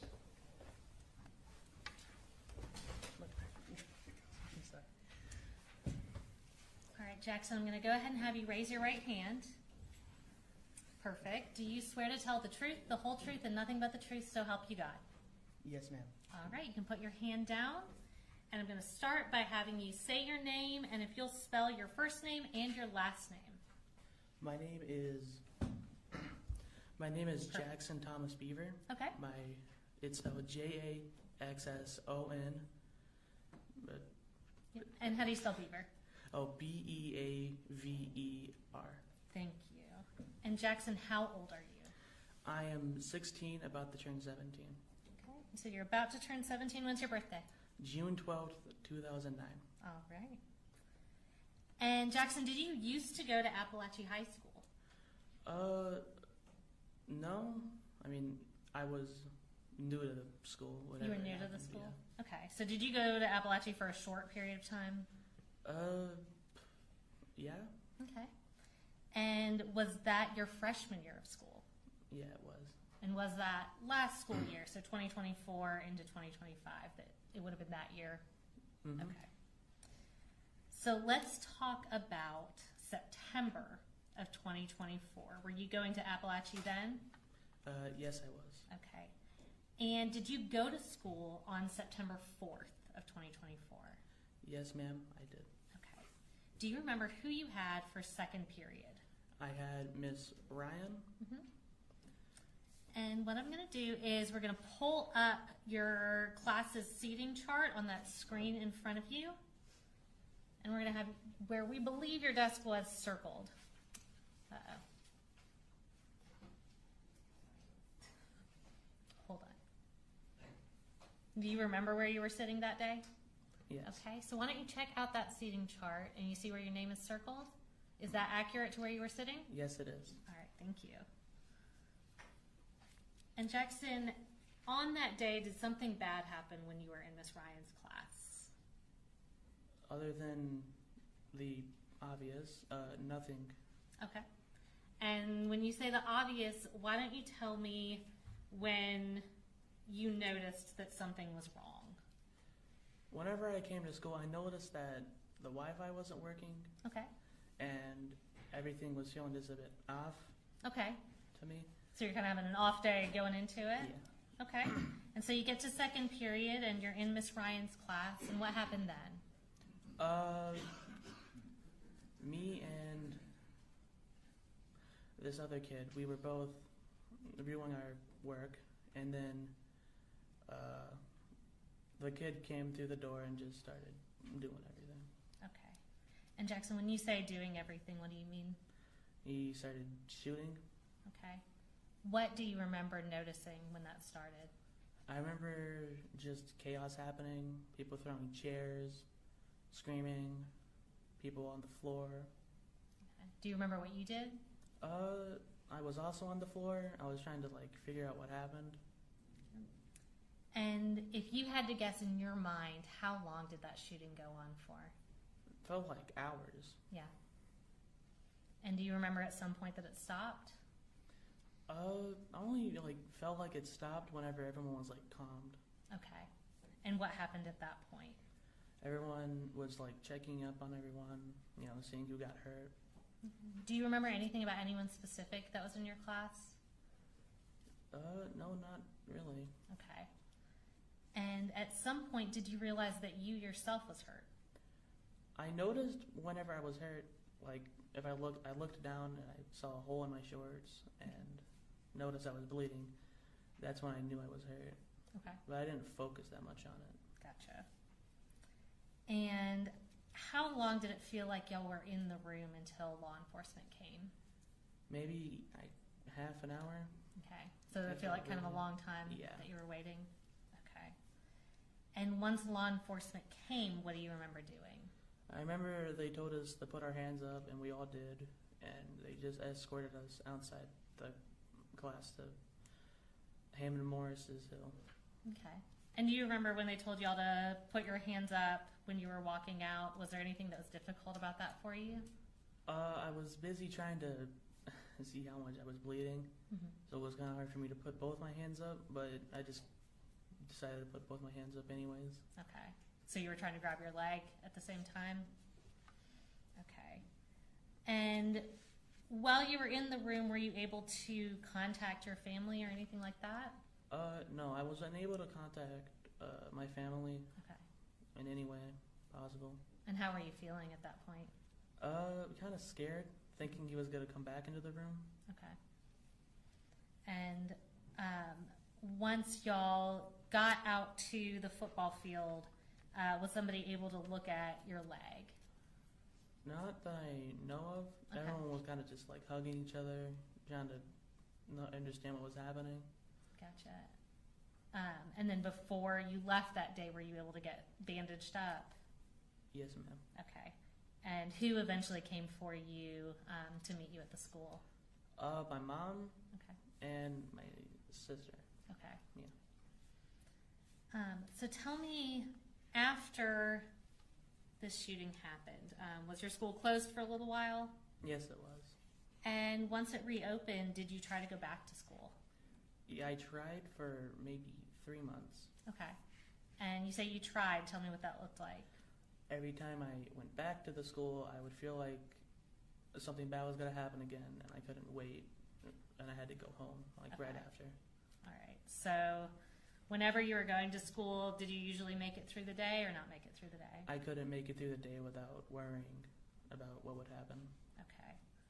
And so what did you end up doing? Do you still go to Apalachee now? We eventually just gave up on going to school, and we were trying to get us back to school. We were trying to get me back to school. Okay. And when you were at school at Apalachee, I know you said you were new to the school since you were a freshman. Had you started with any extracurricular activities? I was in marching band, and I was going to probably sign up for boxing. Okay. And did you enjoy marching band when you were in it? Yeah, I loved marching band. It was really fun. Okay. So you said that you weren't able to stay in school because you couldn't get through the day. Did that affect your ability to be in the marching band at school? Yeah, it really did. Okay. Because it was also involved with the school. All right. So are you able to do that now that you're not able to go to regular school? No. Okay. Is that something that you miss? Yeah. Yeah. And in your day-to-day life, does what happened to you still affect you, mentally or emotionally? Sometimes I just forget it happens, but whenever I do, it kind of messes me up a lot. Yeah. Okay. And when you say messes you up, what do you mean? Kind of just lay in my bed and just let the day go by. Okay. All right. Jackson. I don't have any other questions for you. They may have a question for you. No question, Jim. All right, you're good to go. Thank you, Jackson.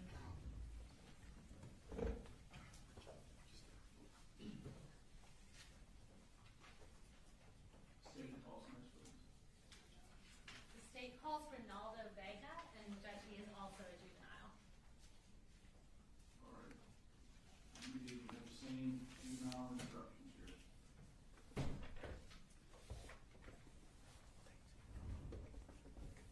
All right, I'm going to start by having you raise your right hand. And put your hand up. Perfect. And do you swear to tell the truth, the whole truth, and nothing but the truth, so help you God? Yes. Okay, and will you introduce yourself, and by that I mean just tell us your name, and if you want to spell your first and last name for us, and you can go ahead and put your hand down. My name is Ronaldo.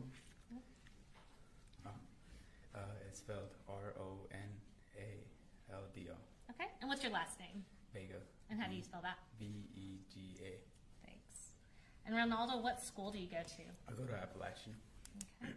And how old are you? 16. So what grade are you in right now? Sophomore. You're a sophomore. And so were you also at Apalachee during the 2024 to 2025 school year? Yes. Would that make you a freshman last year? Yeah. Okay. And were you at school on September 4th of 2024? Yes. Who did you have for second period? Miss Ryan. Okay. And we are going to pull up your class's seating chart, and we should have circled where we believe that you would have been seated that day. Can you tell us if that's correct? Yes. Okay. And Ronaldo, is that in the bottom left corner? Is that where the front door of the classroom was? Mm-hmm. Okay. And when you were in Miss Ryan's class that day, tell me when you first realized that something was wrong. After he had kicked the door. Okay. And so you said he kicked the door. How did you know somebody had kicked the door? The door had slammed on like a table that wasn't there. Okay. Like where we write our passes and everything. And that's how we all had like turned around. Okay. So did you hear something before you saw anything? Yeah. And once you turned around, what do you remember seeing? I see Cole with the gun, and he had gloves on that were yellow. Okay. With a scope on it. Okay. And what did he do? He had like shot, I don't know how much times, but he had like shot. Was it a lot of times? Yeah. Okay. What did you do when that happened? I had went down to duck, Okay. and I had saw Christian like just sit there, and then afterwards I had seen him behind the door, like covering himself. Okay. And that's Christian? Christian is like right in front. Okay. What happened at that point? He had like went on the ground and covered, like, I don't know how to show you, but he was like grabbing his legs and standing behind the door. Okay. And when the shooting stopped, what do you remember? When he had stopped, I had like gotten up from my desk and there was like blood everywhere, and I almost slipped to go close the door. Okay. And did you do anything else once you went over towards the door? I had threw desks that were near the door, and then I went back to the teacher's, Miss Ryan's desk. Okay. And we'll later on be showing the video of this, but you said you threw some desks. Did you throw a good bit of furniture in front of that door? Yeah, I'll say like the whole front row, like right here. Mm-hmm. And then once you threw that barricade up, where did you say you went? I went behind Miss Ryan's desk. Okay. And is that kind of in the back of the classroom? Yeah. Okay. Do you remember who you saw after that? I had seen Candace behind the desk too, and I had seen Taylor on the ground. That's pretty much. Okay. How are you feeling at this point? At this point? Mm-hmm. Shocked. Yeah. Were you able to call anyone? Yeah, I was able to, because they had taken her phones at the start of it, and she had put them in a cart, and that's where the cart was, next to her desk. And so I asked a friend to give me the phone, and I had called my parents. Okay. Were you able to speak with them? Yes. Okay. What do you remember as far as when law enforcement came? A girl was screaming that he was dead, and not saying who it was, but just screaming someone was dead, and that's pretty much. Okay. Did you know who she was talking about? No. Okay. Did law enforcement take y'all out of the room? Yes. Okay. And at that point, did you realize who had been killed? Yeah. Okay. Did y'all have to walk by Christian to get out of the room? Yes. Okay. Where did y'all go once they took you out of the room? We had went on the hill for him and March first, and then they had told us to go to the football field. Okay. Once you got to the football field, were you able to meet up with your family? Okay. What happened when you were at the football field? I had told the officers that I had been like hit by fragments. Okay. So tell me, Ronaldo, when did you realize, you kind of told us you went in, you barricaded the door, you went to the back. When did you realize that you were actually hit? When I went in the back. Okay. That's where like I saw like two of the fragment entrance. Okay. There's like blood around. And where on your body was it? On my thigh. Okay. And before that point, did you even realize that you were injured? No. Okay. So when you went out on the football field, was somebody able to give you some medical attention? Yes. Okay, so what did they do? They had told me to sit down and relax and gave me like a nutrients bar to like stay Gotcha. healthy, you know. Okay. And how many injuries did you have on your leg? Do you know? It was 2. 2? Yeah. Okay. Was that painful? It was like a sting, like if a bee was stinging you. Okay. I just staying there. Gotcha.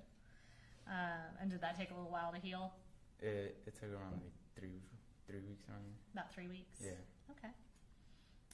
So other than physically, tell me about how this has impacted you mentally and emotionally.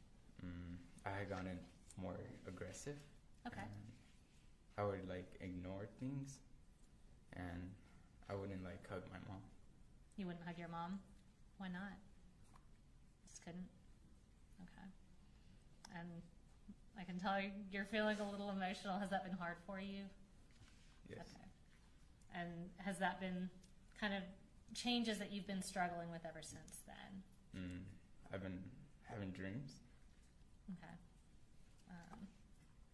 And did those dreams start after the shooting happened? Okay. And have you received counseling for what you went through? Yes. Okay. And does this continue to be hard for you emotionally? A little. A little. Okay. And Ronaldo, I don't have any other questions for you, but the defense may have a question or two for you. No question. Thank you.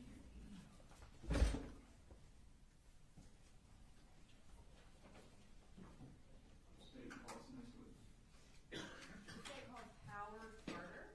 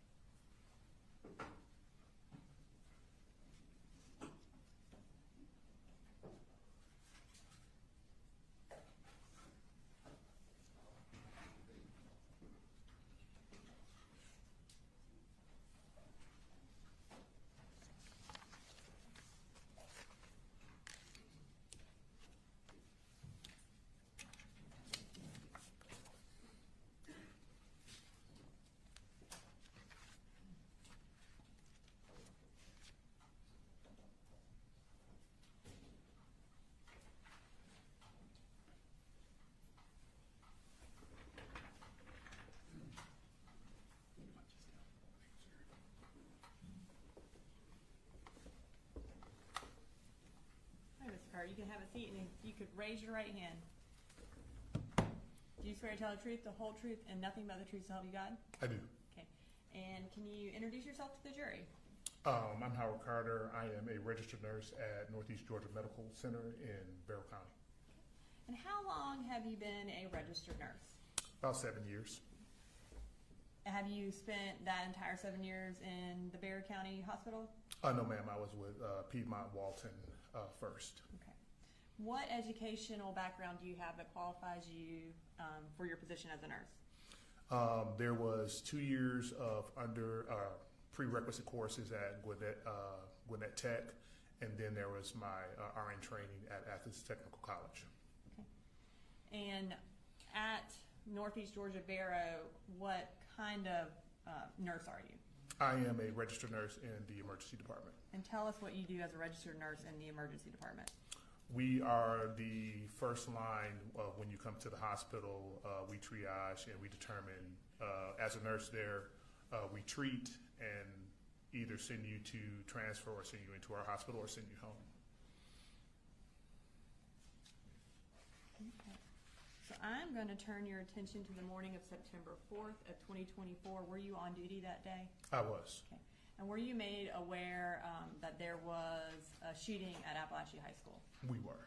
When y'all were made aware of that, did y'all prepare for potentially getting patients? We did, yes. Okay. And how did y'all prepare for that?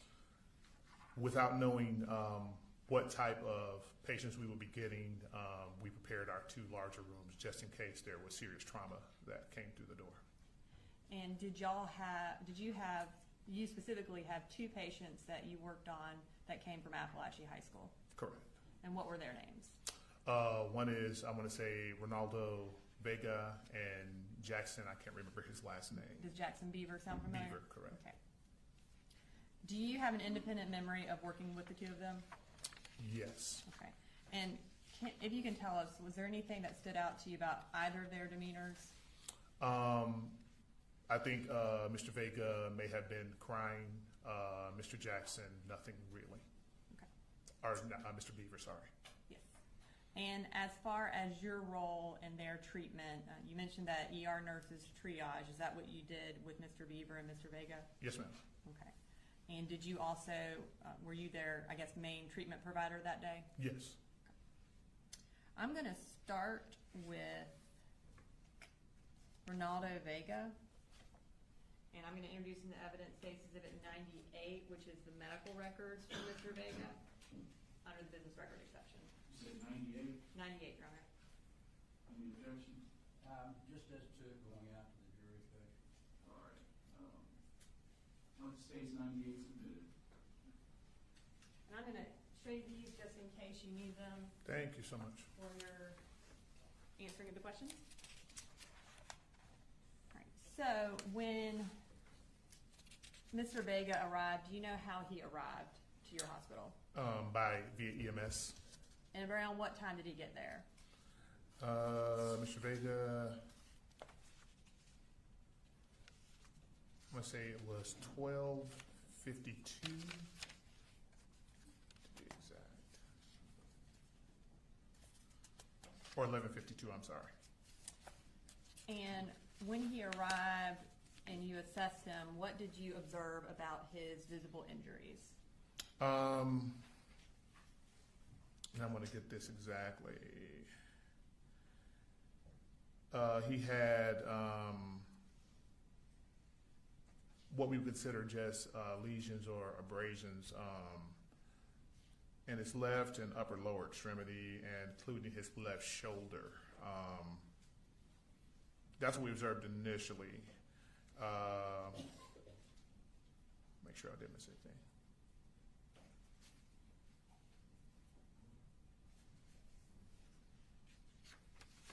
And most of those fragments were at the surface of the skin. Yeah. Okay. And you said you observed abrasions or lesions. What was the cause of those abrasions or lesions? There seemed to be, in some cases, metal in them. And what we couldn't guarantee a cause. We don't know exactly, but we just knew that they probably entered the skin with with force because they were up underneath the skin. And you said metal was inside the skin. Were those consistent with bullet fragments? It could be, yes, ma'am. Okay. And how old was Mr. Vega at the time of his treatment? I think Mr. Vega was 14 at the time of his treatment. Okay. Those types of injuries where there is metal that has entered your skin, obviously with force, as you indicated, would those injuries be painful? Yes. What treatment did you provide to Mr. Vega? We did give him 600 milligrams of ibuprofen, and he also had a tetanus shot. Is that based on the fact that there was metal inside his body? Yes, ma'am. Any injury that causes, injures the body, yes, ma'am. And were you able to remove the metal fragments from his body? We were not, as per the provider, the metal would have to, because it would have been tissue disruption from what, as per the provider, it would grow out of his skin. The skin would push it out over time. Okay. So essentially causing, or I guess trying to take the metal fragments out would cause more damage. Yes. And y'all chose to kind of let them work themselves out on their own. Okay. Now, at this time, I'm going to move to Jackson Beaver. I'm going to introduce him to evidence case exhibit 99, which are the medical records for Mr. Beaver under the business records exception as well. Any objection to 99? Same objection, Judge. All right, 99 is submitted. And was Mr. Vega able to leave that day from the hospital? Yes. Did y'all, before we get to Mr. Beaver, before Mr. Vega left, did y'all kind of assess his emotional needs and provide resources if needed for that as well? If I remember correctly, and looking through actually more than what you guys have here, I think we let him speak to behavioral health. Okay. And is that something that you do when someone has been through a traumatic experience? Yes. Okay. Now moving to Mr. Beaver, did you have the same role in his treatment that you had in Mr. Vega's treatment? Yes, ma'am. Okay. And approximately what time did Mr. Beaver arrive at the hospital? It looks as if that is going to be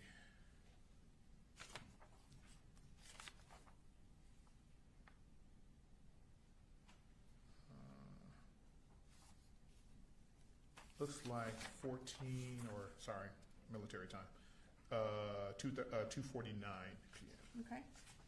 And again, was he transported also by ambulance? Yes, ma'am. Right. And when you assessed him, how old was he? 15, I believe it is. And what did you observe about his physical injuries? Looks like he had, and I'm reading from this, along the lower aspect of the extremity. I'm sorry, I'm reading the wrong thing. That's okay. I'm going to tell you exactly. Oh, there we go. Kind of a, not really a laceration, but an abrasion in the right lower extremity, and says a wound to the lateral posterior right thigh that was bandaged. So yeah. Okay. And when you say it wasn't really, it was an abrasion versus a laceration, kind of tell us what the difference is. Lacerations, depending on the depth, are in some cases something that can be sutured. A lot of times we don't use laceration when it's something that's not very deep. And as far as his injuries, did he have metal fragments as well in his body?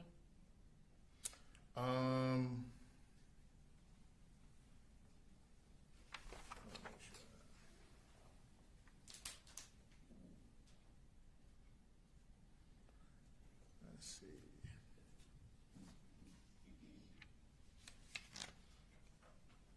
Yes. And what treatment did you provide to Mr. Beaver? His treatment was we bandaged the area where he had the abrasion. That was the first thing we did, and I just want to make sure. He was also x-rayed to make sure there weren't any fractures. Right. Because of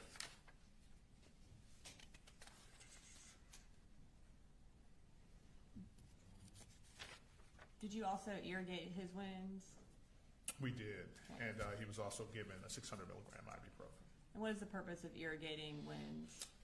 Any kind of wound that you have, irrigating just gives a less chance for infection. And did the metal fragments also remain in his body? Yes, ma'am. Okay. Was that a similar reason because you did not want to disrupt the tissue anymore? Correct. Okay. And was he able to leave the hospital that day? Yes, he was. And was he similarly given the ability to talk to someone from behavioral health because he had been through that traumatic experience? Yes, ma'am. When I looked at the records, it looks as if he also spoke to behavioral health, and they gave him information on outpatient care if necessary. Thank you. I don't have any further questions for you. Thank you, Mr. Carter. No questions, Your Honor. Necessary for you to go. All right, thank you, sir.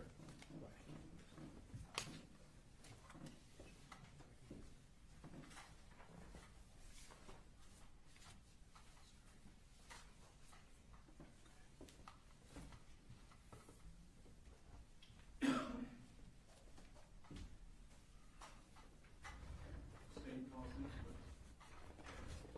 State Health Special Agent Jerry Oldman.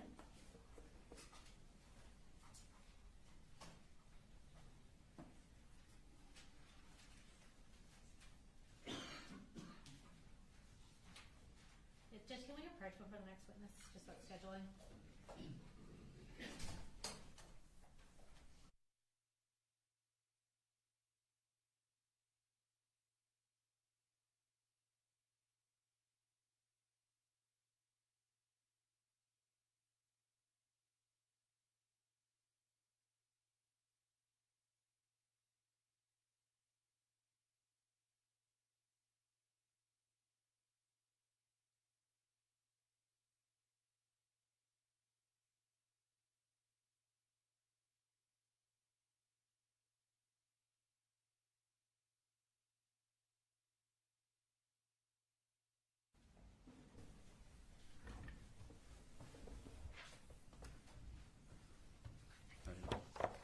Go ahead and have you raise your right hand. Do you swear or affirm any testimony you're about to give in the matter now pending before the court is the truth, the whole truth, and nothing but the truth, so help you God? I swear. All right, and if I can start by just having you introduce yourself, and if you'll spell your name for the court reporter. Okay. I am Jarrell Mann. I'm currently a special agent with the Georgia Bureau of Investigation. My first name is spelled Jarriel.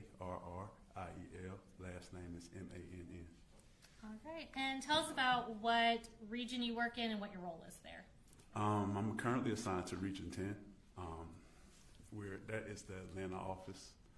We do a lot of OISs and also fraud investigations and stuff like that. Okay. Is OIS officer involved shooting? Yes. Okay. Sorry. So y'all stay busy in the Atlanta Yes. office of the GBI, I'm sure. Yes.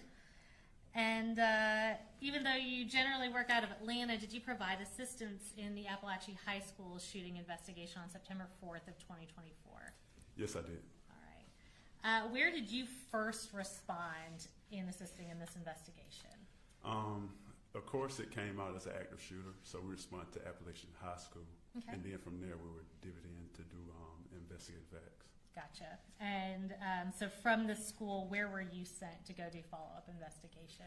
I was sent to the hospital to conduct interviews and speak to victims and, collect any evidence and also check up status of possible victims at the hospital. Okay. And was that the Northeast Georgia Medical Center here in Barrow County that you went to? Yes, that was. Okay. And while you were there, did you specifically speak with Ronaldo Vega? Yes, I did. Tell me about what his demeanor was like when you met with him. Well, when I spoke with Ramado Vega, of course his guardians were there. He seemed kind of distant and seemed like he was in shock. Okay. So I had to give him kind of a moment to kind of brace himself before I had spoke with him. Gotcha. So he was a little held back when he was talking to you Yes, I initially? did see tears, and Okay. he seemed like he was visibly upset at the time. Gotcha.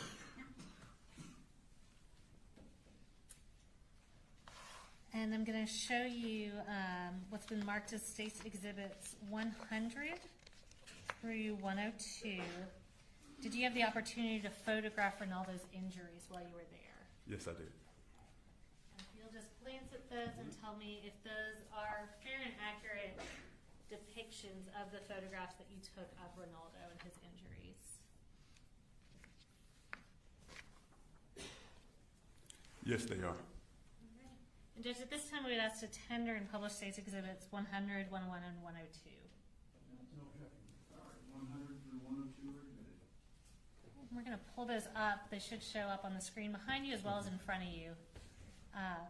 And this is State's Exhibit 100. Will you just tell us what we're looking at there? That looks to appear to be his inner thigh. I don't know if that's his left or right, but that's his inner thigh that he showed me. Okay. And Judge, I think it states 102 has his face. Is that correct? Yes. Okay. So we would ask that State's 102 not be published by the media. All right. My understanding to the media is that 102 has Ronaldo's face, and you're not to photograph or record or broadcast 102 here. All right, so this is 100. We'll show 101 first. And what are we looking at here? This is his arm. It was, I guess it was injuries or lacerations that was shown to me that I documented, took pictures of as well. Okay, and last we'll just show 102. And this right here is just the overall photo that I took of him lying in hospital bed. All right, does that picture kind of accurately represent Ronaldo's demeanor that you saw? Yes. Okay. While you were there, did you also have the opportunity to speak with Jackson Beaver? Yes, I did. All right. And did you also have the opportunity to photograph Jackson's injuries? Yes, I did. And I'm going to show you what's been marked as States 103, 104, and 105. And I'll go ahead and ask you, Jackson, we recently saw him testify. Was he just kind of more of a upbeat kid at his baseline? Yes, he was. Okay. He was very cooperative. Okay. And do you recognize the images in those photographs? Yes, I do. Are those fair and accurate depictions of the photographs you took of Jackson Beaver? Yes. All right, and Judge, we would ask to tender States 103 through 105, and I believe it's 105, right, that has Jackson Beaver's face in it, so we'd ask that not be published to the media. All right, any objection to 103 through 5? All right, 103 through 5 were admitted and just announced when you get to 105. Okay, so this is 103. Can you tell us what we're looking at here? This is a laceration, appears to be to, I want to say it's like lower leg. Okay. Beneath the buttocks area. And next we'll pull up 104. And these are just, I guess, lacerations or, I don't know if it's fragments from some sort on his calf muscles that he showed me. Okay, so did he have kind of a spattering of superficial injuries that you observed on his leg? Yes. Okay. And this last one is going to be the one that has his face in it, and that's 105. Is that Jackson Beaver? Yeah, it's just showing him and his demeanor, yes. All right, thank you. And did your time at the hospital interviewing these individuals, taking photographs of them, did that conclude your role in assisting in this investigation? Yes, it did. All right, well, I have no further questions. I'll come grab those exhibits for you.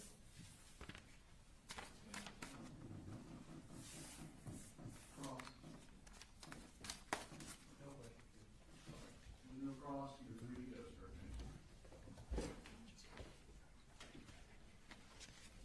All right, ladies and gentlemen, due to some witness scheduling issues, we're going to go ahead and break for lunch presently.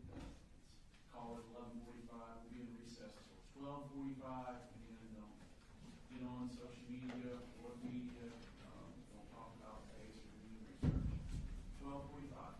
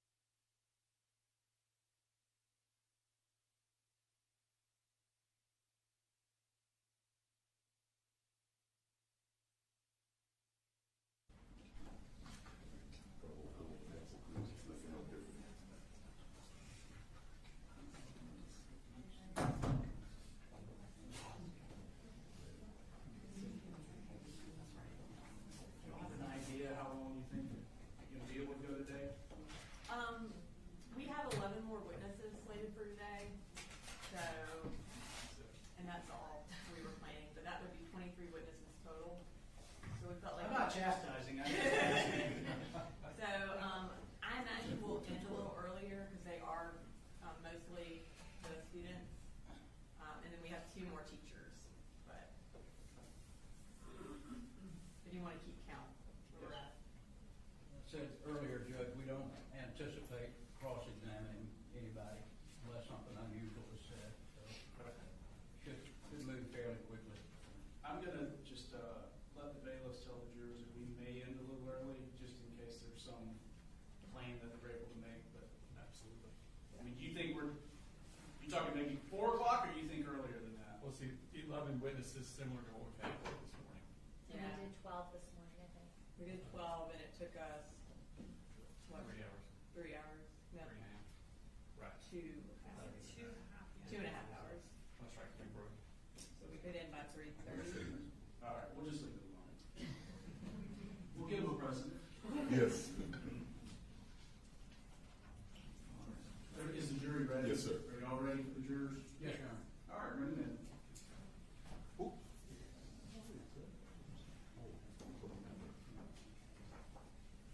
Waiting on one in the bathroom, sir. Okay.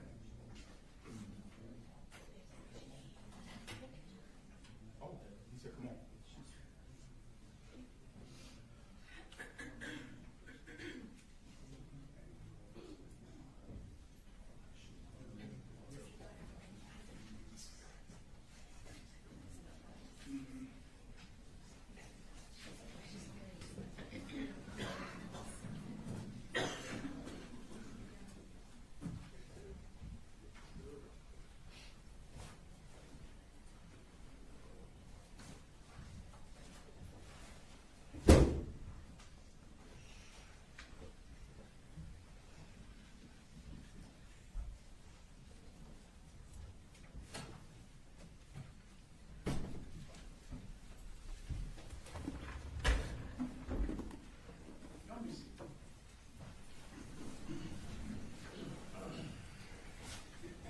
State calls next witness.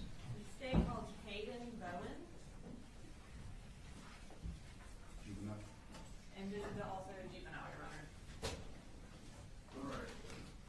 I'm assuming I have the same media here earlier, but I'll say it again. Legal witnesses do not film, photograph, or record their cases.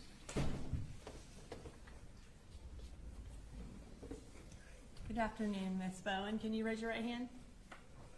Do you swear to tell the truth, the whole truth, and nothing but the truth to help you God? Help me God. Okay. And if you could, I know you're a little soft-spoken. If you could speak up like you're talking to the back of the room so the jurors and the judge can hear you. So we're going to start with if you could just tell everybody your name and then also how to spell it. Hayden Bowen, Hayden Bowen. And what school do you go to, Hayden? Apalachee. How old are you? 16. And when did you turn 16? November 14th. Did you attend Apalachee High School the school year of 2024 to 2025? Yes. And were you a freshman that year? Yes, ma'am. Okay. Did you go to school on September 4th of 2024? Yes, ma'am. And can you tell us what your second period class was? Miss Ryan. Miss Ryan. And while you, I guess on September 4th, was that a day where you got a new seat? Is that the first day of like a new seating chart? Okay. I'm going to bring up that seating chart. And if you could just, I think we're going to have a circle around where you were sitting. If you could just tell us if that is where you remember you were sitting on that day. Yes, ma'am. Okay. So on September 4th, while you were sitting in class, did someone come to the door who was not supposed to be there? Yes, ma'am. Okay. Can you tell me what first drew your attention to him? The banging of him opening the door. Okay. So when he opened the door, there was a banging noise? Yes, ma'am. Did you recognize him? No, I didn't. Had you ever seen him before? No. What do you remember about him? On that day? On that day, yes. I remember black clothes is all I remember seeing him. Do you remember what he had with him?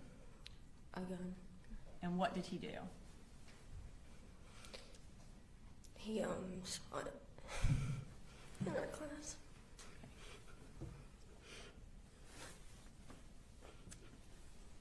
And if at any point you need a break, just let me know, okay? Yes, ma'am. So he shot. What did you do when he started shooting? I got to the ground. You got to the ground. Did you get to the ground right where you were seated? I think so. My vision went out, so I'm not sure where I got down, but I know I did. At some point, did you kind of regain your vision? Yes, ma'am. What do you remember about when he finally left? I remember getting up and talking to my teacher and the police officer saying to put our hands up. Okay. Before you talked to, or before the police officers got there, can you tell me what you remember about what was going on inside the classroom? I remember there was a lot of yelling and screaming and blood and people on the phone with their parents or whoever they were on the phone with. You say there was a lot of yelling. What were people yelling? Help me, I've been shot, I'm gonna die. And were you afraid that day? I was. And you said that a lot of people were calling their parents.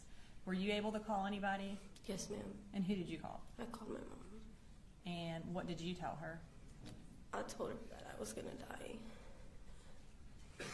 And when you eventually moved from the floor, do you remember where you went in the classroom? I don't remember. And do you remember who you ended up next to or who you were talking to? I was next to my friend Jalen. And you say Jalen? Yes, ma'am. Okay. And anyone else? I think I was next to Miss Ryan and Nautica as well. And what were you trying to do at that time to try to help? I was trying to move the smart board in front of the door, but I couldn't get it there, and I was asking Miss Ryan if she needed help. And at that point, did you know whether or not the shooter was in custody? I didn't know. Were y'all still concerned that he might come back? Yes, ma'am. Is that why you wanted to put the smart board in front of the door? Yes, ma'am. Tell me, you said when law enforcement arrived, they told you to put up your hands? Yes, ma'am. What happened after that? We walked out of the classroom and went to a little field before we went to the actual football field. Okay. And when you went to the football field, what was the purpose of going to the football field? Maybe to get everybody together and to make sure people were out of the building. Eventually, were parents allowed to come to the field? Yes, ma'am. Okay. And did a lot of parents show up? Yes, ma'am. Was your mom able to get there? My mom was not. She was out of town, but my uncle did come and get me. And can you tell us what the scene was like on the football field when the parents and everybody were there? It was crowded and a lot of crying.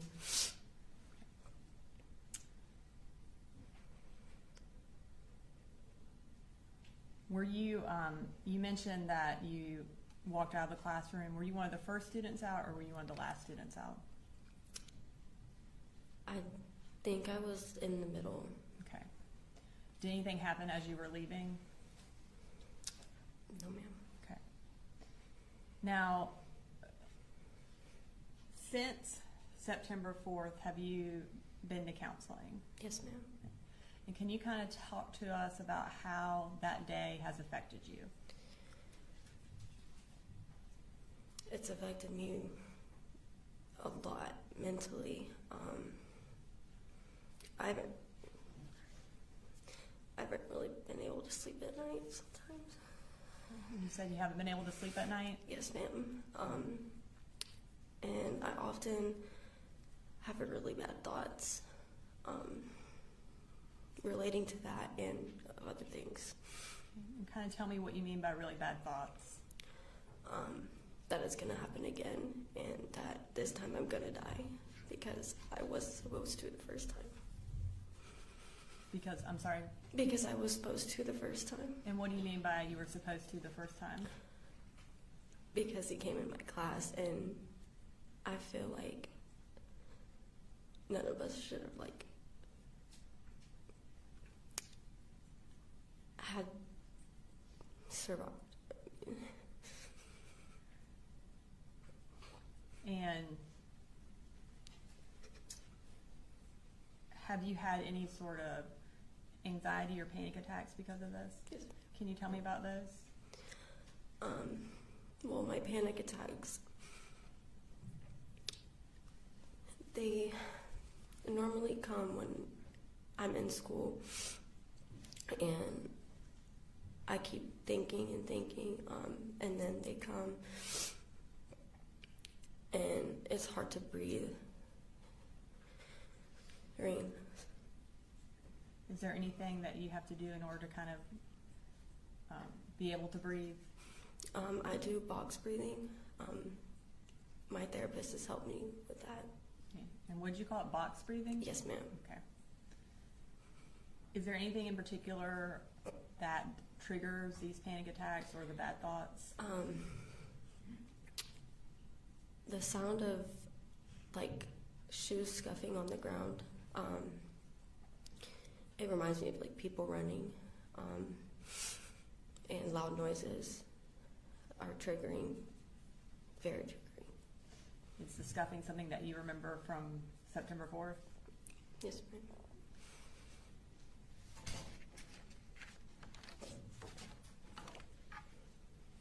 I don't have any further questions, Hayden.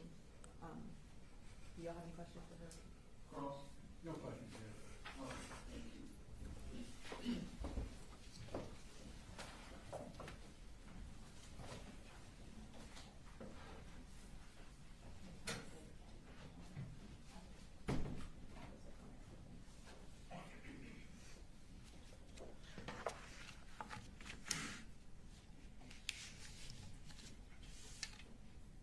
The state calls William Carricker.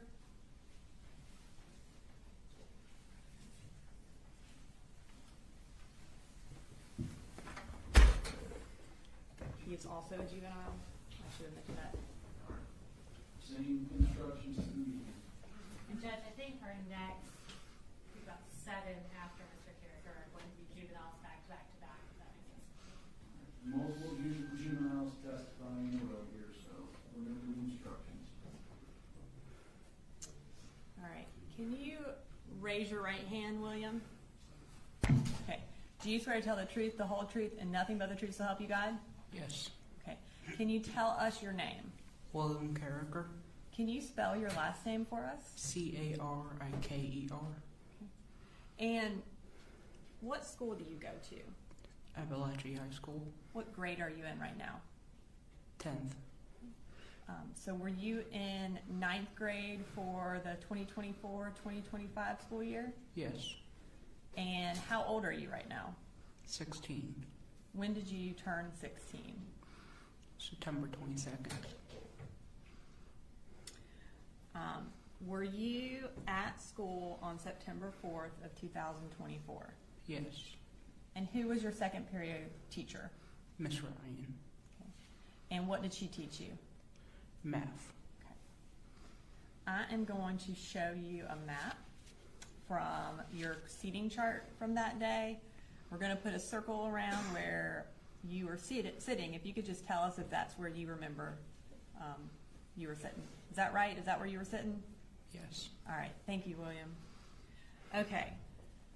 So during that period, did someone come to the door on September 4th that was not in your class?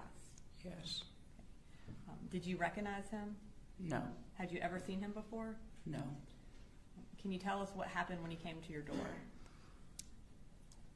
I believe he banged on the door a bit, and then he kicked it down and just started shooting. Okay. Do you remember what happened after he started shooting? He left and we hid in the class.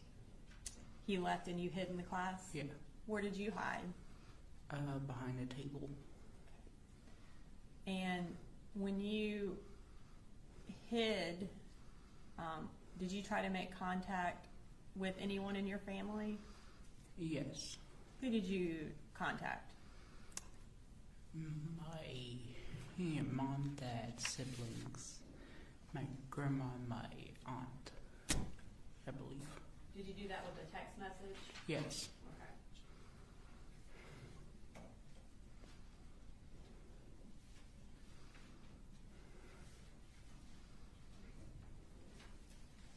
I'm going to show you what's been marked as State's Exhibit 106. Can you look at that and tell me if you recognize that? Yes. And what does that look like to you?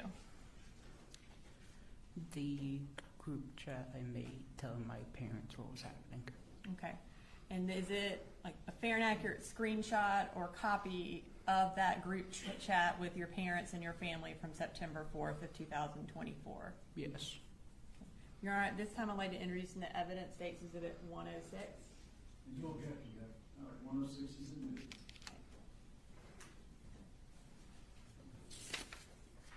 I'm going to pull that up on the screen, or? All right, so at the very top of this text, it has William. Is that you? Yes. Okay. And you sent a text message that says, there's a school shooting. If I don't make it, I love you all. Is that right? Is that what you sent? Yes. Okay. And what did you mean by that text? I wanted to know that if I did die, that they would know that I loved them. And were you afraid for your life that day? Yes. Have you been affected by what happened that day? Like, how have you been affected by what happened that day? I was scared to go to school for a bit. You were scared to go to school for a bit? Yes. Were you finally able to go back to school? Yes. Okay. And are you there right now? Yes. All right. Thank you, William. I don't have any further questions for you, but let's check with the defense counsel real quick to see if they have any questions. Any calls? No calls, Judge. All right. Thank you.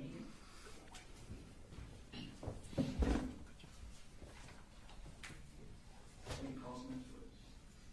The state calls Candace Lawrence.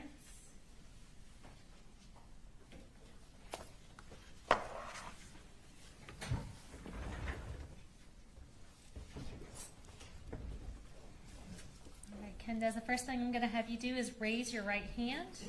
Do you swear to tell the truth, the whole truth, and nothing but the truth, so help you God? Yes, ma'am. All right, and you can put your hand down. And if you will tell us your name, and I'll have you spell your first name for the court reporter. My name is Kendez Lawrence, Kendez. And Kendez, what school do you go to? Apalachee, And what grade are you in right now? 10th grade. And were you at Apalachee during the 24 to 25 school year? Yes, ma'am. Okay, so were you a freshman that year? Yes, ma'am. Okay. And did you go to school on September 4th of 2024? Yes, ma'am. Okay. Who did you have for second period? Miss Ryan and Coach Edwards. Okay. And we're going to pull up a seating chart, and it should have your seat circled. If you'll just confirm for us that's where your seat was on that day. Yeah, I was sitting right there. Okay. So I'm going to start off with you a little earlier on in the class. So early on in second period, did you sign out of the class to go to the bathroom? Yes, ma'am. And was that bathroom close to y'all's classroom? Yeah. Okay. Who did you see when you walked into the bathroom? I didn't really see anybody, but I did see people in the stalls. Okay. And when you were in a stall, did something unusual happen? Yes. Why don't you tell us about that? So when I walked into the bathroom, I heard cops. They came in the restroom looking for somebody. Okay. And did someone leave with them? Mm-hmm. Okay. And was it a name or a person that you knew or recognized? No. Okay. And what did you do at that point once the cops leave? I also left and Okay. went back to class. Gotcha. So once you returned to Miss Ryan's classroom, what happened? So I sat back down and my pencil broke. So I went to the pencil sharpener, which was in the back of the class. Okay. So if we're looking at that seating chart, is it kind of between the two teachers' desks? Yes, ma'am. Okay. And while you're at the pencil sharpener sharpening your pencil, what happened? I just heard a loud bang, and then I just see him with the gun, and he just started shooting Okay. And where was the person with the gun? at the door. Okay. Was it someone you knew or recognized? No, Okay. So when you saw that there was a person with a gun, what did you do? I hid behind the teacher's desk Okay. And how long did it feel like the shooting went on? about like 30 to 45 seconds. Okay. After the shooting stopped in your room, did you hear anything else? Yeah, I heard like a couple more gunshots. So once all the shooting stops, what do you remember doing? I called my mom, and I was trying to make sure that everybody was okay. Okay. Do you remember calling out for anyone specific? Yeah, And who was that? Christian, Okay. How long had you known Christian for? since kindergarten. Okay. And why were you calling out for him? Because I remember that he was the closest to the door Okay. that day. And did he ever respond? No. Okay. Once law enforcement arrived, I guess let me back up. You said you called your mom. What did you tell her? That somebody came into my class and they just shot at us. Okay. How long did it feel like before law enforcement showed up in the classroom? About like 5 minutes. Okay. And what was everybody doing during that time while y'all were waiting for them to get there? I really don't remember. I Okay. just heard a lot of yelling. Right. So once they get there, were y'all evacuated from the classroom? Yes, Okay. And did you see Christian when you were leaving the classroom? yes. Okay. Once y'all left the classroom, where did y'all go? At first, we went by the tennis court. Mhm. Then we went to the football field. Okay. Once you're at the football field, who did you find? I was looking for my sister. I ended up finding her by like 20 minutes later. Gotcha. And was your sister also a student at Apalachee High School? Yes, Okay. And after you found your sister, were y'all eventually able to meet up with your mom? yes, Okay. Candace, did you also know Mason? yes. And how long had you known him for? Since kindergarten. When did you find out that Mason had also been killed? I found out like the next day. Okay.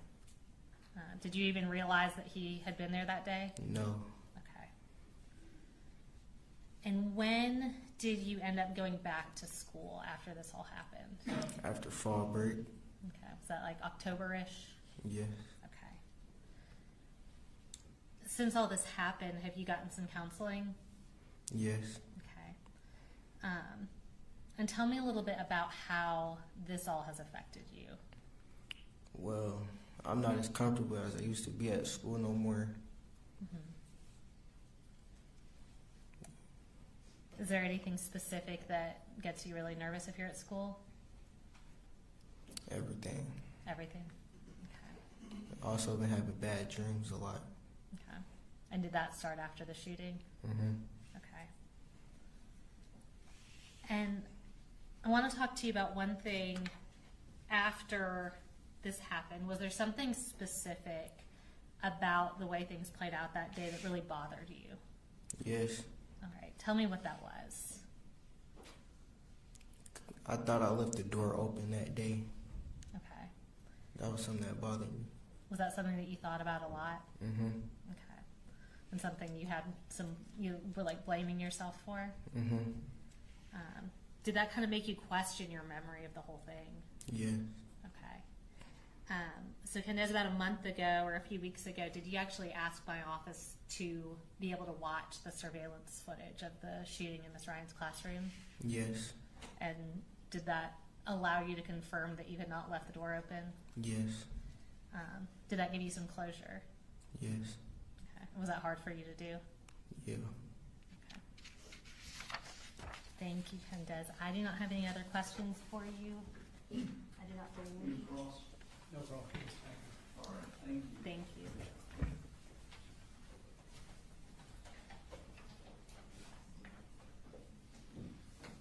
State call next, please. The state court calls Marquez Coleman.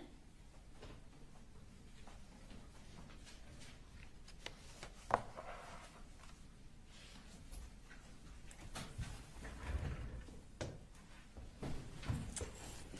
right, I'm going to have you raise your right hand. Do you swear to tell the truth, the whole truth, and nothing but the truth, so help you God? Yes, ma'am. All right, and you can put your hand down. If you will introduce yourself, and by that I mean just tell us your full name, and I'll have you spell your first and last name for the court reporter, okay? Marquez Coleman, MarquezColeman. All right. And Marquez, how old are you? 16, And what grade are you currently in? 10th grade. All right. Did you used to go to Apalachee High School? Yes, ma'am. And so in the 2024 to 2025 school year, were you a freshman at Apalachee? Yes, ma'am. And was that your first year at that school?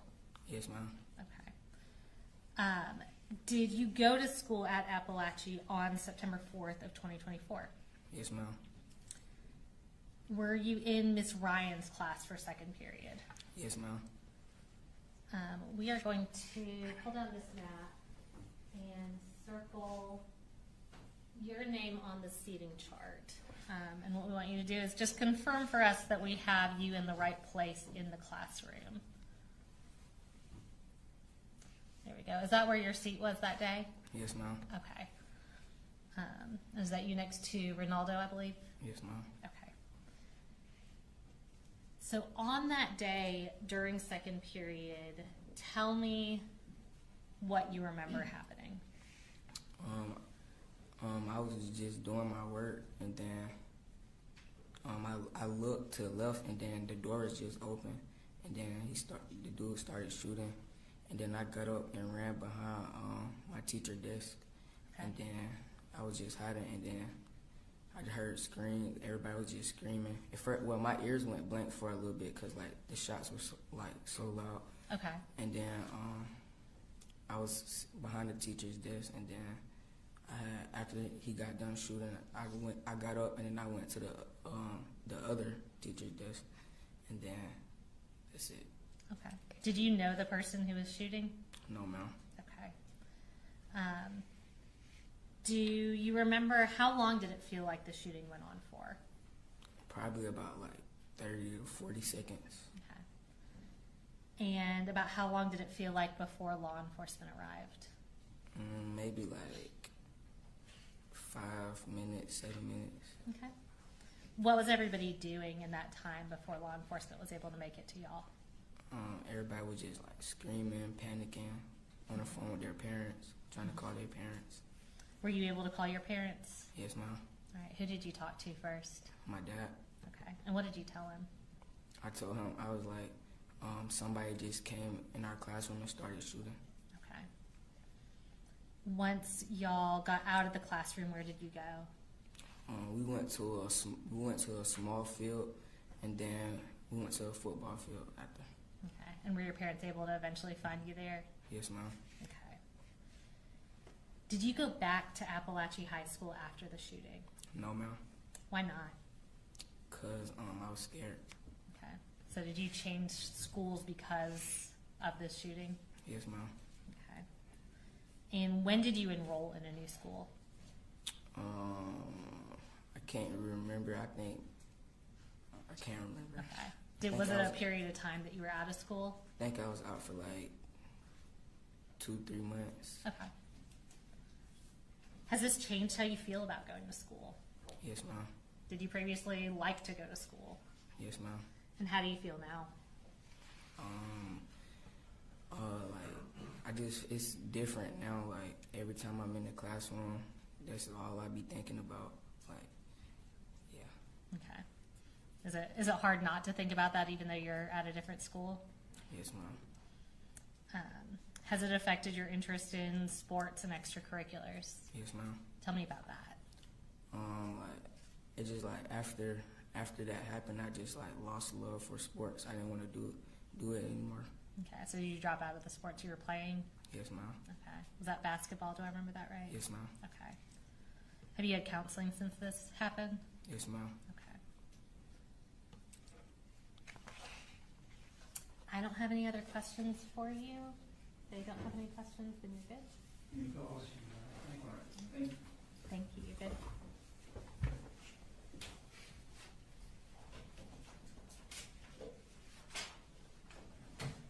State calls next, please. The state called Brittany Rubio.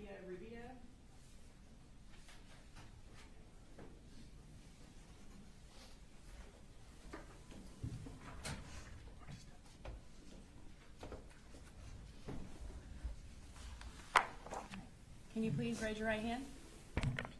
Do you swear to tell the truth, the whole truth, and nothing but the truth to help you God? Yes. Okay.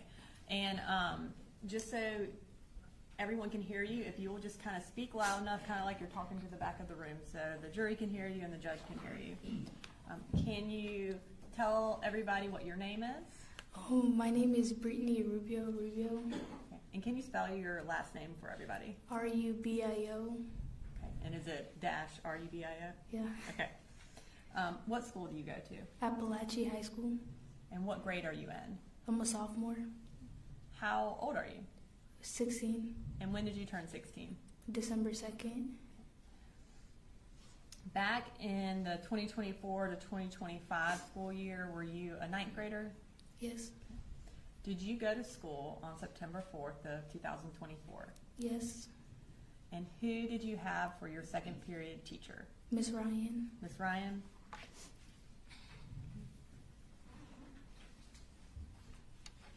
I'm going to pull up on here the school seating chart.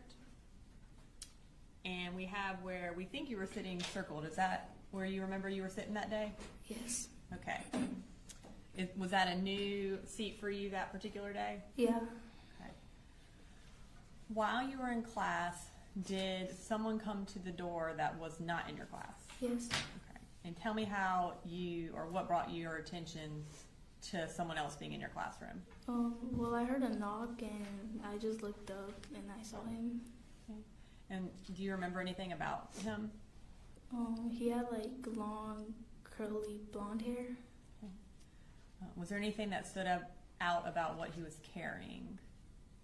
Well, I didn't see at the time. No. Okay. Tell us what you remember happening.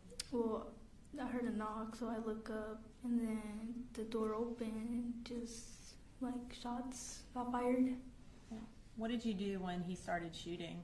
Well, I got up. I got like under my desk for a little bit, and then I just like got up because I heard Nautica say she got shot. And was Nautica sitting right next to you? She was in like, well, yeah. And when you heard her say that she got shot, what did you do? Well, I just like went towards her, and we went to like where Miss Ryan was. Did you help her get over there, or did y'all walk together? Well, she went like by herself, and I was like beside her. Okay. Did you stay there until police got there? Mm-hmm. And were you, tell me what you were doing. Were you talking to Nautica? Were you, Well, I was with like, there was like a bunch of girls like in that corner, but I was mostly like talking to Nautica. I got her phone because she said she wanted it, so I went to go get her phone. Ms. Ryan would take up our phones, but that day, me and Nautica didn't give our phones. We put it in her book bag, so I had to go to her book bag and get it. And when I was there getting the book bag, that's when I saw Christian. And then I told Coach Edwards that Christian was there and he needed help. He went to go help him, so I just left and I gave Nautica her phone. And did Nautica call her mom? Yeah. Did you at any point get your phone and call anybody? I got my phone when I got hers. Okay. And who did you try to call? Oh, I was gonna call my mom, but then I just didn't. I don't know why. Okay. When you were sitting there kind of with all the girls over in the corner, do you know how long y'all were there waiting on police? No, but it felt quick for me. Okay. When y'all were there, did you know whether or not the shooter had been taken into custody? I didn't know. Okay. Were y'all afraid that he was going to come back? Yeah. Okay.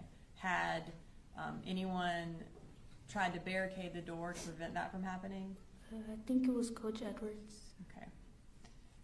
When police got there, tell me what happened. Well, they told us to put our hands up, so we all did.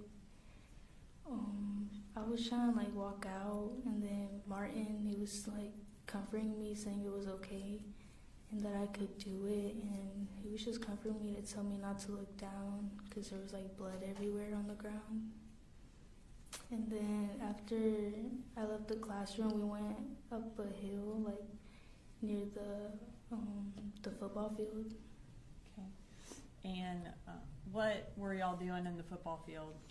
It was just a bunch of students and classes, like all together. And I saw my friends, so I was just like with them. And then we started moving to the bleachers. Is that where parents ultimately came to meet y'all? Yeah. Okay. And were you able to find your parents or a family member? Yes. Okay.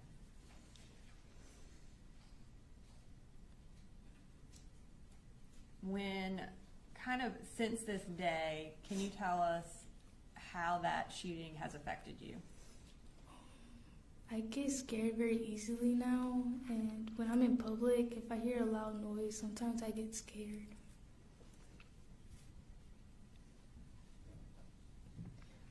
When did you go back to school after this? The first day they said we could go back. Was it difficult going back? A little bit. Does anything kind of trigger you being afraid? Yes. Okay. And can you tell us what that is? Oh, guns, loud noises, and sometimes being near a door. All right. Thank you, Brittany. I don't have any further questions for you, and I don't think the defense has any. Attorney Cross? No, Your Honor, no questions. All right, thank you.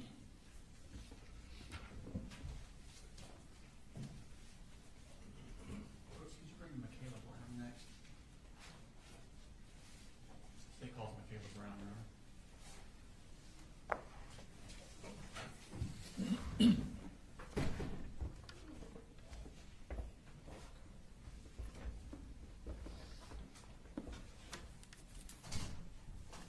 Hey, Michaela. Hey. Could you raise your right hand, please? Swear the testimony you're going to give, the matter now pending before this court, will be the truth, the whole truth, and nothing but the truth. I swear that everything will be the truth and nothing but the truth. Thank you. Put your hand down. If you could, I'm going to need you to speak up so everyone can hear you, okay? And you can use that microphone. Could you please introduce us and tell us what your name is? My name is Michaela Brown. Okay. Can you spell your first name for the court reporter? Makaylah. Okay. And Michaela, where do you go to school? I go to Apalachee High School. And how old are you? I'm 16 years old. And when is your birthday? September 19. Okay. Last year, did you also go to Apalachee? Last year, school year, did you also go to Apalachee? Yes, sir, I did. And were you a freshman that year? Yes, sir. For second period, what class did you have? I had Miss Ryan's class. Okay. And on September 4th, were you in class that day? Yes, sir. Okay. We're going to pull up a seating chart. That's not it there. Well, that's the seating chart. We're going to pull a different one up that has where we think you were sitting. And tell us if that's correct.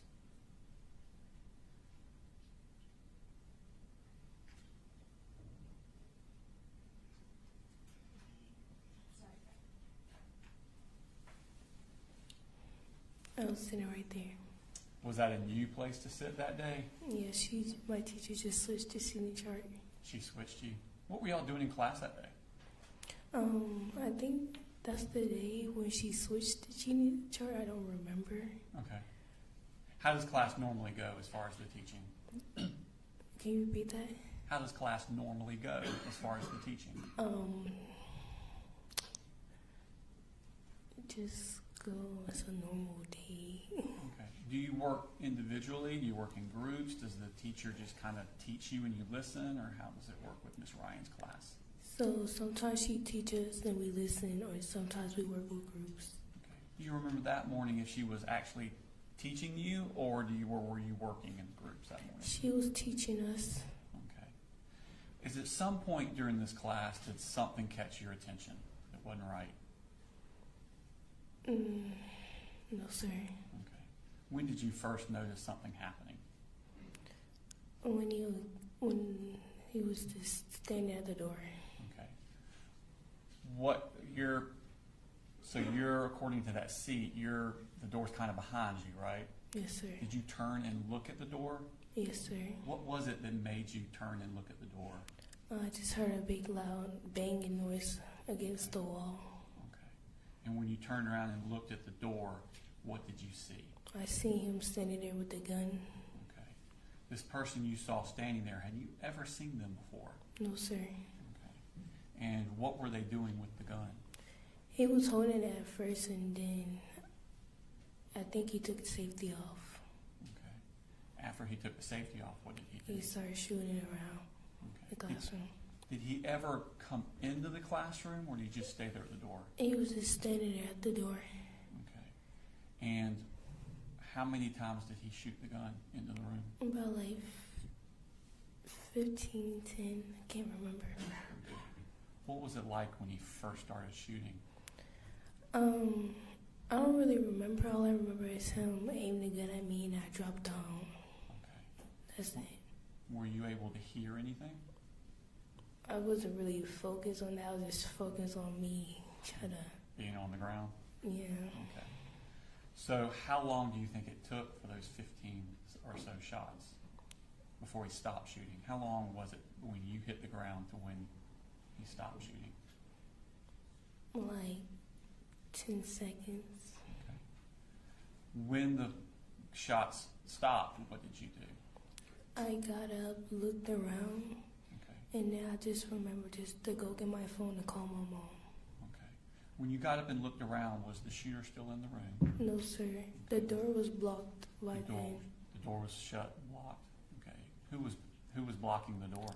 I think Coach Edward, I remember, and one student, I can't remember who it was. And what were they doing to block the door? They was using desks. I wasn't really paying attention to that. I understand. Right. What were you doing at that point? I ran to the other side to go grab my phone, call my mom. Where on that was your phone on that little under Miss Ryan's desk. Okay, and hers is the one on the top right corner? Yes, sir. Okay. So you went and got your phone. Did you stay up there to call your mom, or did you run somewhere else with your phone? I stayed under the desk. Stayed under the desk. Were you able to reach your mom? Yes. Okay. What did you tell your mom? Well, I told my mom that my school got shot up, and then I think that's all I remember. I told her. Did you stay on the phone with your mom, or did you hang up? I was still on the phone with my mom, but like I was kind of not paying attention to her. Okay. While you were there, how long before the police came to your room? It took about like 5 minutes. Okay. During that 5 minutes, what was happening inside the room? What were other people doing? All I heard was screaming. I was just under the desk, so I couldn't really see. And I was helping my friend Taylor too, as well. Okay. And what was wrong with Taylor? She was on the ground, looking like she's passing out. Okay. Could you see if there was any blood around her? No, sir. All I remember was her leg. That's all she said, and then her grab her phone. Okay. And you said she was passing out? Yeah. Did she pass out? No, I can't really tell, but all I saw was her lip going white. Okay. And was she able to move around any? No, sir. Okay. Did you stay there with her? Yes, sir. Okay. Were you still with her when police came? Yes, sir. When the police got there, how did they get in the door? They moved the desk out the way, like they was just shoving themselves in there. I think Coach Edward was helping them too. I can't remember. Okay. About how many police came in? Like 2, 3, I can't remember how many. And what were they doing when they came in? They was grabbing all the injured people first, and then they told us to, like, let's go out that door. And then I was holding my friend Hayden's down, her eyes, like, so she wouldn't see. Okay. When you said they took the injured out first, did you see other students with injuries? Yeah. Who did you see that was injured? I saw that Nautica was injured. And Where was she injured at? Could you on tell? the other side with Miss Ryan, on the other side of the classroom. Okay. What part of her body was injured? Could you tell? No, sir. Okay. Other than Nautica, who did you see? I remember seeing Natalie. That's who I remember seeing getting. And where was on her body was Natalie injured? I remember seeing blood from her face. You saw I don't blood on know her who. face? Somewhere. Okay. When I was over there with them. When you left from helping Taylor and left the room, you said something about your friend Hayden was helping you? No, I was helping Hayden, You like were cover helping her Hayden. eyes so she wouldn't see the body. Okay. And which body are you referring to? Kristen's body, Where was Christian's body at? near the doorway. Okay. Did you see it? Yes, sir. Okay. And was he alive or deceased? He was deceased. Okay. How could you tell? Because he wasn't moving, and I think I remember seeing his eyes open. I can't tell. Okay. And Hayden, how was she reacting? She was crying, like almost like in a panic mode, but I can't really remember how she was acting or tell. Okay. When you went out the door past Christian's body, which direction did they turn you, to the left or to the right? To the right. Okay. Did you see anything else in the hallway before you left the school? I mean, I think a white bag. Okay. And then y'all went out the door to your right? Okay. Where did y'all go? We went up the grass to go to this field. Well, we went up to the grass to a tree to see where else to go, because I think they came and got us first. I can't remember. Were there other students out there, or was it just your class? There was more students out there, because I remember looking for Taylor's sister, because I had Taylor's phone. You had Taylor's phone? Did you get that when you were helping her? Yeah. Okay. And so, did you know Taylor? Yes. How long have you known Taylor? Since elementary school. Okay. So you knew her sister too? What grade was her sister in? The same grade. Same grade. Were you able to find her sister out on the grass at that point? Well, I think I remember finding somebody else to go find her sister, and then the person handed me her phone back, and then I found her sister. Okay. When you were still on the grass, were other students coming out of the school? Yes, sir. Okay. At some point, were y'all told to go somewhere else? Yes, sir. And where were y'all told to go? To the football field. All right. And when you got to the football field, were people already there? I can't remember. That's okay. Did other students start arriving? Yes, sir. At some point, did all the students arrive? Yes, sir. Okay. What was happening on the football field? A lot of people crying. I was just trying to worry about getting my parents to me. Were you able to do that? Yes, sir. How long were you out there on the football field before someone came for you? For, I think, 1 hour for my dad to come to me. Okay. What were y'all doing during that hour, the students? I was really crying most of the times. Did you ever find someone to give Taylor's phone to? Yes, sir. Who'd you give it to? Her sister. Okay, so you did find her sister? Okay. Since that day, how have you been doing? Still a little traumatized. Tell me about that. So every time, like, my parents go out a lot, so every time they go out, I'm always home alone with my brother, and I'd be scared to, like, stay there so many times. Anything else? And then taking my dogs out at dark time. Have you done any counseling? No, sir. How long before you went back to school? As soon as they let people. As soon as they let you in? Okay. How has things been going at school since then? Still worried about, like, is it going to happen again or is it not going to happen again? Okay. All right. Thank you, Michaela. I don't have any more questions for you. Any calls? No problem. Thank you. Thank you.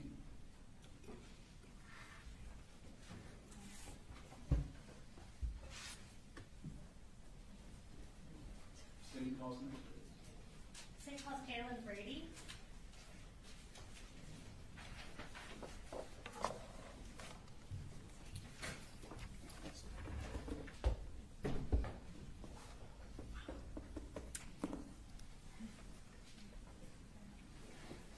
First thing I'm going to do is have you raise your right hand. Do you swear to tell the truth, the whole truth, and nothing but the truth, so help you God? I do. All right, you can put your hand down. And if you will start just by telling us your full name and spell your first name for us. Jaylyn, Jaylynne, Brady. All right. And Jaylyn, what school do you go to? Apalachee. How old are you? 16. And when did you turn 16? January 20th. All right. So not very long ago. No. And so were you in 9th grade last year, the 2024 to 25 school year? Yes, I was. And do you remember whose class you had for a second period? Miss Ryan. Okay. So we're going to pull up that seating chart again with where we believe you were sitting circled. Can you tell us if that is correct where you're sitting that day? It is correct. Okay, so that's you on the end and you were next to Hayden? I believe so. Okay. And taking you back to September 4th of 2024, were you at school that day? Yes, I was. And can you tell us during Miss Ryan's class that day when you first realized something was wrong? When everybody hit the floor. Okay, so did you notice people reacting before you even noticed something else? Yes, I did. So once everybody hit the floor, what do you remember? Like everybody moving, like dragging all the desks. Okay. Do you remember, like, in your mind, do you remember hearing gunshots? Yes. Okay. And how long did it feel like the gunshots went on? For like 30 seconds. Okay. And where did you go during that time? Under the board. Okay, that kind of smart board we see in the corner. Okay. So you said that people were moving desks and that kind of thing. Once the shooting stopped, what do you remember? Helping other people. Okay. Is there anyone specific that you remember that needed help? Nautica. Okay. And what was going on with Nautica? She was just... I don't know how to explain it. Could you tell if she was injured? Yeah. Okay. And how was she acting? It's hard to put into words, I know. I don't know. Okay. Can you describe like what she was doing? Was she crying? Was she... Yeah, she was crying. Okay. How were the rest of the kids in the class acting at the time? They were also freaking out. Okay. And how were you acting at the time? Do you remember? I think I was acting calm until I stood up, you know. Okay. I didn't think it hit me until after. Okay. At what point do you think it hit you? You said when you stood up? Yeah. Okay. So you were still in the classroom? Yeah. All right. What do you remember about that moment? Honestly, I don't know. Is it kind of hazy still? Yeah. Okay. How long did it feel like until law enforcement arrived? Like 5 minutes. Okay. And during that time, did you stay with Nautica? Yeah. And were y'all over there by the smart board? Yes. All right. Do you remember if anybody else was over there with y'all? Miss Ryan, Natalie, and Melanie, and Brittany. Okay. And do you remember if anybody else over there was injured too? Yeah. Natalie and Melanie were. Okay. And once law enforcement arrived, what happened? They took all the injured people out. Okay. And then after all the injured people were out, were the people who were not injured able to leave? Yeah. Okay. Do you remember anything about when y'all were walking out? No, nothing really happened after that. Okay. Where did y'all go once you were taken out of the classroom? It's like this hill, and then we went to the football field. Okay. At some point, were you able to contact anyone on your Yes. phone? Who'd you call? My papa. Okay. And is your papa your grandpa? Yeah. All right. And what did you tell him? That our school was shot up. Okay. And when y'all got out to the football field, at some point was somebody able to meet you there? Yeah. And who was that? My papa and mom. Okay. And Jalen, since this happened, how has it affected you? I think I have a lot more anxiety and stuff. Gotcha. Is it something that comes up regularly, something you continue to struggle with? Yes. What does it look like when you feel anxious? Like, how does that feel for you? I'm not really sure what it's worse. Yeah. Is it something, has it made school any harder for you? A little, yeah. Okay. And do you feel it sometimes at home too? Not really. Okay. Mainly school? Yeah. Okay. Jalen, I don't think I have any other questions for you. If you have any questions. No problem, Judge, thank you. All right, you're done, Jalen. Thank you.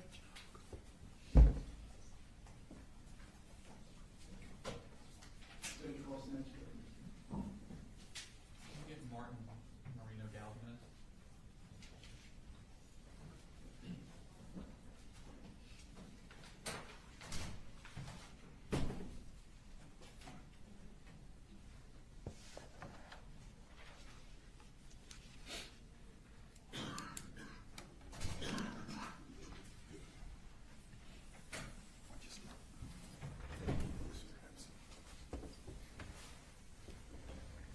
Hey Martin, how are you today? I'm getting you.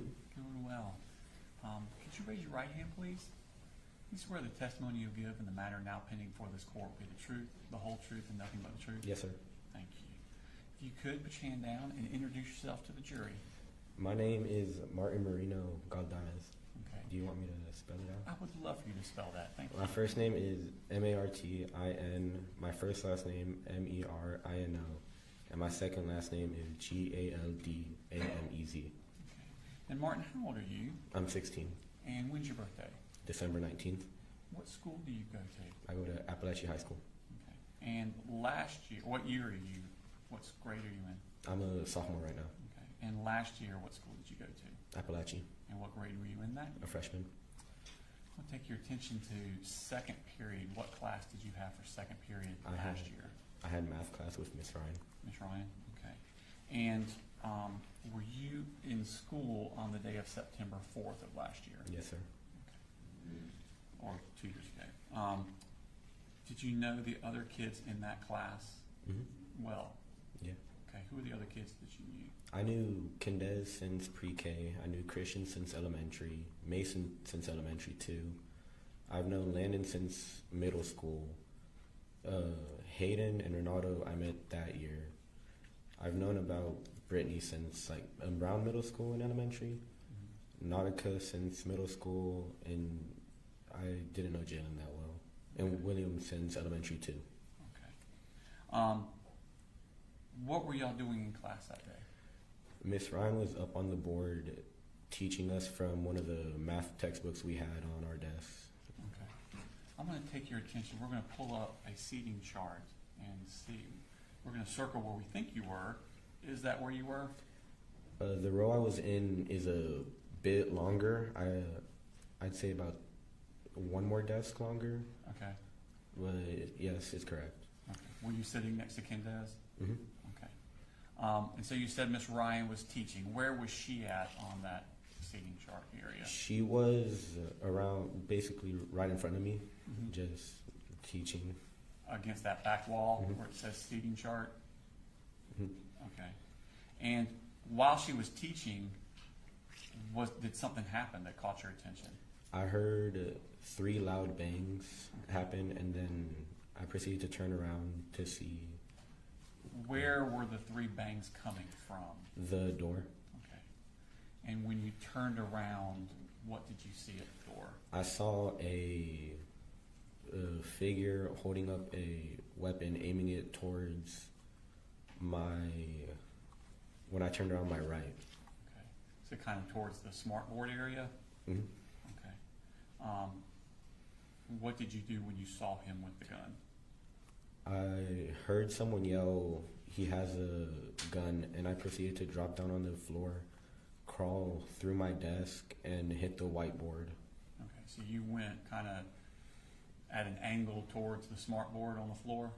I went straight. Straight, okay. Did he start firing? Yes. Did he start firing? Did you drop before he started firing, or after, or kind of at the same time? I'd say the same time. Yeah, the same time. Okay. Could you, I know you're dropping and crawling, could you see where he was shooting at, or were you even looking that way?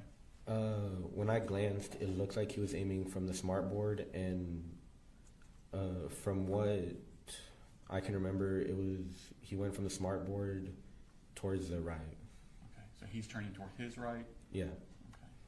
How many shots do you think he fired? I'd say I heard around 10, I believe. Okay. How long do you think the shooting took? Like 3 minutes. Okay. When the shooting stopped, had you made it all the way to the smartboard? I didn't go to the smartboard directly. I stayed in the middle, and later on I went towards the furthest corner from the door. Okay. Would that be up where the teacher, Ms. Ryan's desk was? Yes. Okay. Before that, as soon as the shot started firing, did you look back towards the door to see what was going on? Yes, I did. Was the shooter still in the room? No, he left the door open, and I remember some of my friends going to close the door and put chairs and desks to cover it. And who was that was putting the chairs and desks in front? It was the other teacher and Ronaldo, I believe. So Mr. Edwards and Ronaldo? Okay. And what were you doing while they were putting the chairs? While they were doing that, I was jumping between my friends to see if they were okay. And I remember giving my hoodie to Miss Ryan to help some of the kids that were bleeding. Okay. Who did you first notice that wasn't okay? Taylor. Okay. She was really pale. Could you tell if she was injured in any way? I couldn't tell she was injured, but I knew something was wrong from how pale her face was. Okay. Where was she? She was in front of the teacher's desk, just sitting there. Okay. Did she say anything to you? No. Did you say anything to her? I asked her if she was okay, if she got hit or anything, but Did she answer you? No. Okay. Did you do anything with her to render aid to her? No. I left her to Landon and Ari, I believe. Okay, so they were helping her. What did you do then? I went under the teacher's desk to help my friends that were there, and to get my phone to text family members. Okay. Did you find anyone else in the room that was injured besides Taylor? Ronaldo. Okay. He said that a bullet ricocheted and hit him on the thigh, so he asked me to help him with it. Okay. Did you see the wound? Not directly, but I did see some of the blood on his clothes. Okay. Did you see anyone else that was injured? No, but I could hear the yelling. What were you hearing? I was hearing, I don't know who it was, yelling, "I'm shot and I'm bleeding." Okay. Did you see blood around the room? I can't remember. I have vague glimpses of seeing bits of blood on the floor after it all happened. Okay. You said you got your phone, and who did you contact? I tried calling my mom and then my dad, but they were at work, so they didn't pick up. Okay. So I proceeded to text 2 of my cousins. Okay. And what did you tell them? I told them that they were shooting in the building, that they went for my classroom first, and that I'm not hit, thankfully, but some of my classmates are. Okay. After the shooter left your classroom, could you hear any more shots other parts of the school? I don't remember. I wasn't paying attention to that. I was trying to help some of my friends. I completely understand. How long was that y'all were in the room without anyone else helping? I would say half an hour or less. Okay. And who first came to help y'all? The cops first came to check on everyone, to see how bad the injuries were, Okay. and to guide us out of the building. Okay. And who did they take out first, the cops? I don't really remember that well. Okay. At some point, were you taken out of the room? Yes. Did you walk on your own free will, or did someone have to take you? I walked on my own free will because I also had to help Ronaldo get out of the building because he couldn't walk that well. Ronaldo was having trouble walking? Mm-hmm. Okay. Did you see Christian on your way out? Mm-hmm. Okay. And how was he? He was just laying down on the floor. I couldn't see much because I didn't want to, and I was helping others. Did you know he was there before you went to leave? Mm-hmm. Okay. Was there discussion around the room about it? Hmm? Was there any discussion around the room about it? About Christian? if he's Just about his well-being? there was a bunch of talking about people saying he was the first one to get injured. Mm-hmm. But that's really all I can remember. Okay. When you left the room, did you go to the right or the left? The right. Okay. Did you notice anything in the hallway that caught your attention? No, I was mainly focused on leaving the building as fast as I could. As fast as you get out? Okay. And where did they first take you?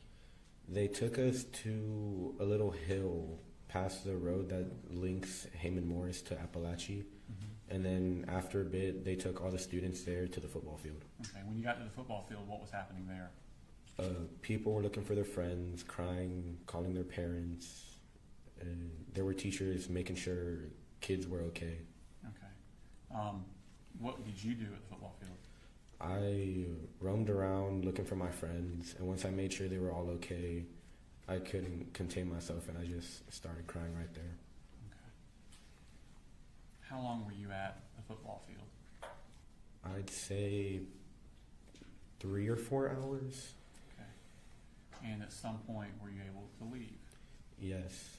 Okay. And who came and got you?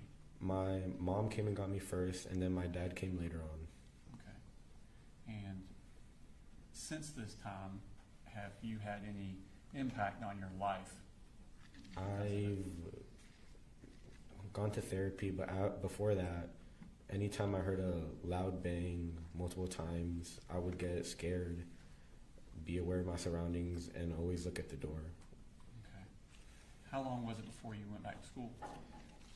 It was, I believe, a month. Okay. Were you injured in any way physically? No, sir. Okay. And I think you said you went to counseling? Mm-hmm. How long did you go to counseling? I believe it was 4 months. Okay. And did it help? Yes. Okay. Martin, that's all the questions I have. Thank you. Any calls? No problem, Judge, thank you.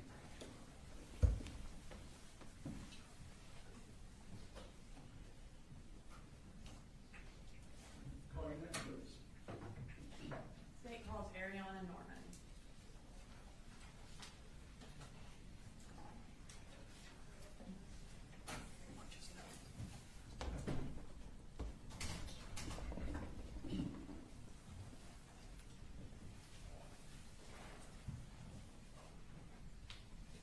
All right, Ariana, can you please raise your right hand?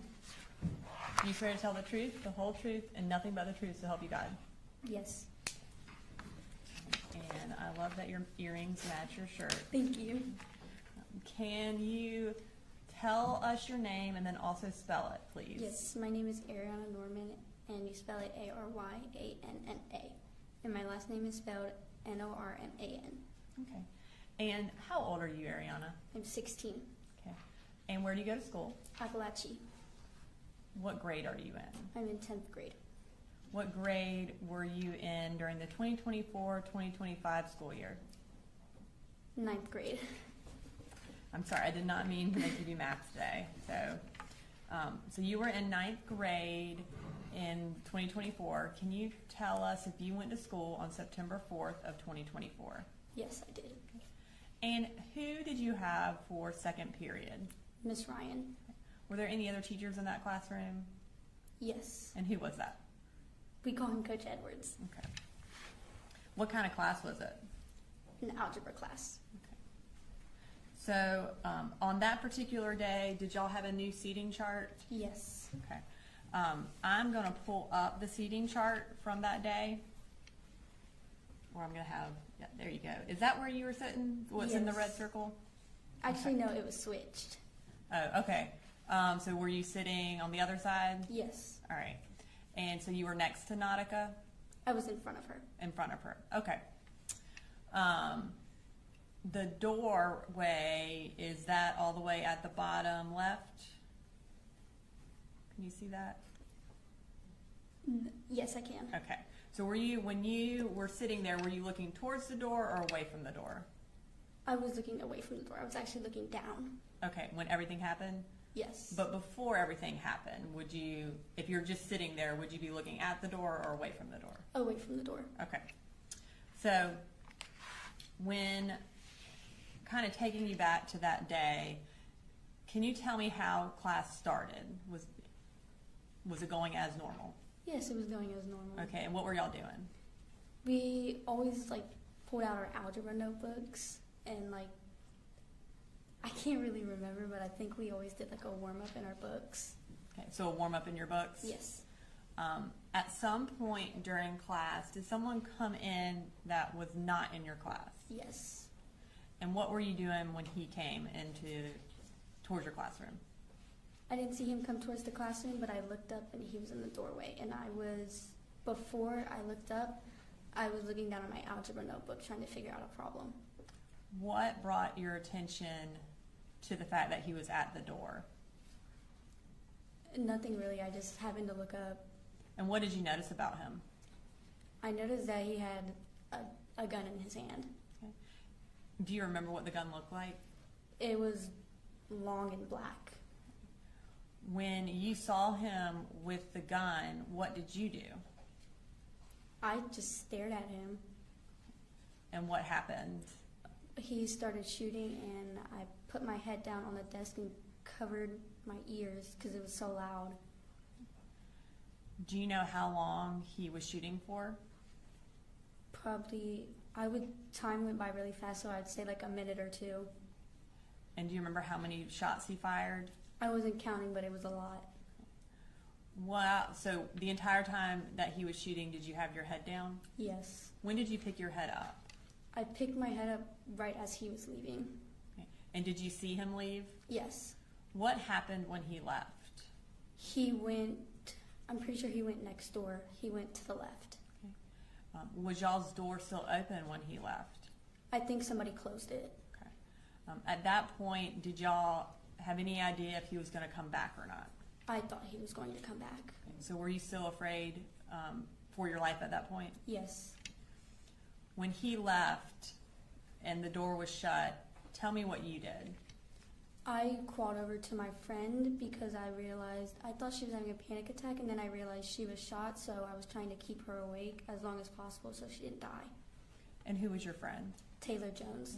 Had you known Taylor before this class? Yes. And how long had you known her? I had known her since 8th grade. So you said you were trying to keep her awake. Did you think that she was passing out? Yes. What made you think that? She was fluttering her eyes, open and shut. She could barely keep them open. What were you doing to try to keep her awake? I was holding her chin and was saying, "Taylor, stay awake." And every time she would close her eyes, I would shake her. Did you notice if anyone else was injured? Yes. Okay. Who else did you see? I saw Christian, and then I saw Ronaldo, and I heard Natalie. What did you hear Natalie saying? She said, "I'm a kid and I'm shot." Okay. Was anyone else screaming or yelling? No, not that I heard. What were the other kids doing in the classroom while you were with Taylor? The other kids were sheltering themselves. I know some of my friends were behind the teacher's desk, and another kid was beside me with Taylor, and then other people were behind the clear touch and like hiding in corners.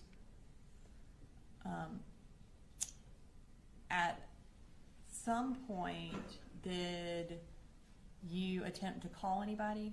No, I didn't have a phone. Okay. At some point, did police get there? Yes. What happened when police got there? They started escorting the injured out. Okay. So who left the room first? Not sure who left the room first. I guess which were the kids who went out before you did? That you said the injured kids? Yes. At what point did you get to leave the room? As soon as they said it was okay, we had to walk up. We had to walk out with our hands up. Did you walk out with anybody? I walked out with my classmates, yes. Okay. Was anybody specifically next to you, or were you with anybody? I was with Hayden and Michaela. And what happened when you walked out? I saw Christian laying on the floor as we walked out. Okay. At that point, did you know if he was deceased? Yes. What did you do when you left the school, or when you left your classroom? When we left my classroom, we all went up to a grassy area, and I was trying to find, like, my family to make sure they were okay. Okay. Did you have other family members at school with you? Yes. Who else was there? I had 2 cousins. Okay. Were you able to find them? Yes. Where did y'all, after y'all were on the grassy hill, where did y'all go? To the football stadium. And were all the kids from the school in the football stadium? Yes, ma'am. About how long were y'all there until parents were allowed to come in? I would say hours. Okay. What were y'all doing while you were waiting for your parents to be able to come in? If we saw the person that did it, we would go talk to people, and then some people were just like, because they were handing out water and stuff, people would go to the restroom, like, get water and stuff, and try and make sure their friends were okay. Eventually, was your mom or dad allowed to come to find you? Yes. Okay. And were y'all eventually allowed to leave? Yes. And did a lot of parents come that day to the football field?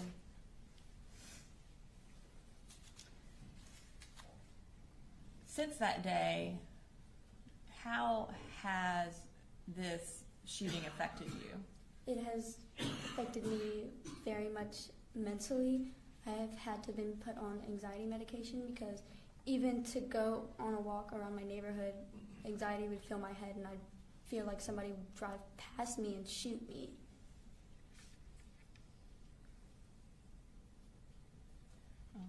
In addition to anxiety, is there anything else that kind of interrupts your thoughts? Just recalling the day. And does that happen often? Yes. And does it happen at any point? Does anything trigger it, or does it just kind of happen randomly? Loud noises usually trigger it. And what happens when you recall that day? What happens when I recall that day is usually I just see Christian laying on the floor lifeless. And does that also cause you to have a panic attack or to be anxious? Yes. Okay. Did you have any difficulty sleeping after this? Yes. Okay. Was there anything in particular that you needed to be able to go to sleep at first?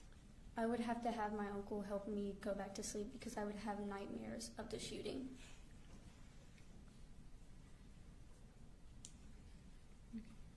And did you start counseling for this? I mean, have you been in counseling since this? Okay. And are you still in counseling for it? Yes. Okay. Have you and the other kids in Miss Ryan's classroom stayed in touch? Yes. And how do y'all do that? We have a group called CRMC, and usually like once every other month we hang out, and sometimes we see each other in the hallways and stuff. And what is the purpose of that group? To like bond and like make sure really everybody's okay. Okay. And what is CRMC? It stands for the victims' names, and usually what we do is we like hang out, play games, eat food, just to like really get a closer connection. Okay. Thank you, Ariana. I don't have any further questions. You're welcome. Any cross? No cross, Judge, thank you. All right, thank you. So my understanding is that one or more of the jurors would like a break, so we'll go ahead and take a 10 to 15 minute recess.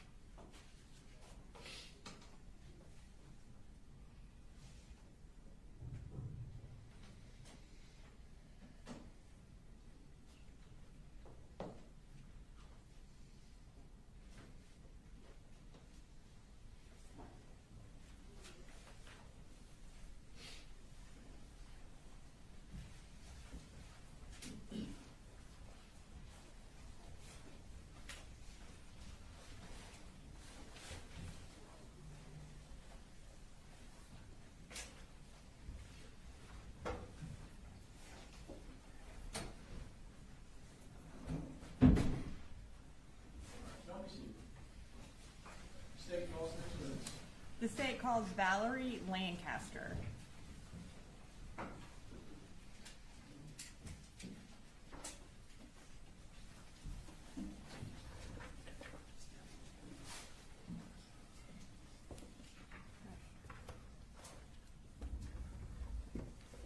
All right, Ms. Lancaster, can you raise your right hand?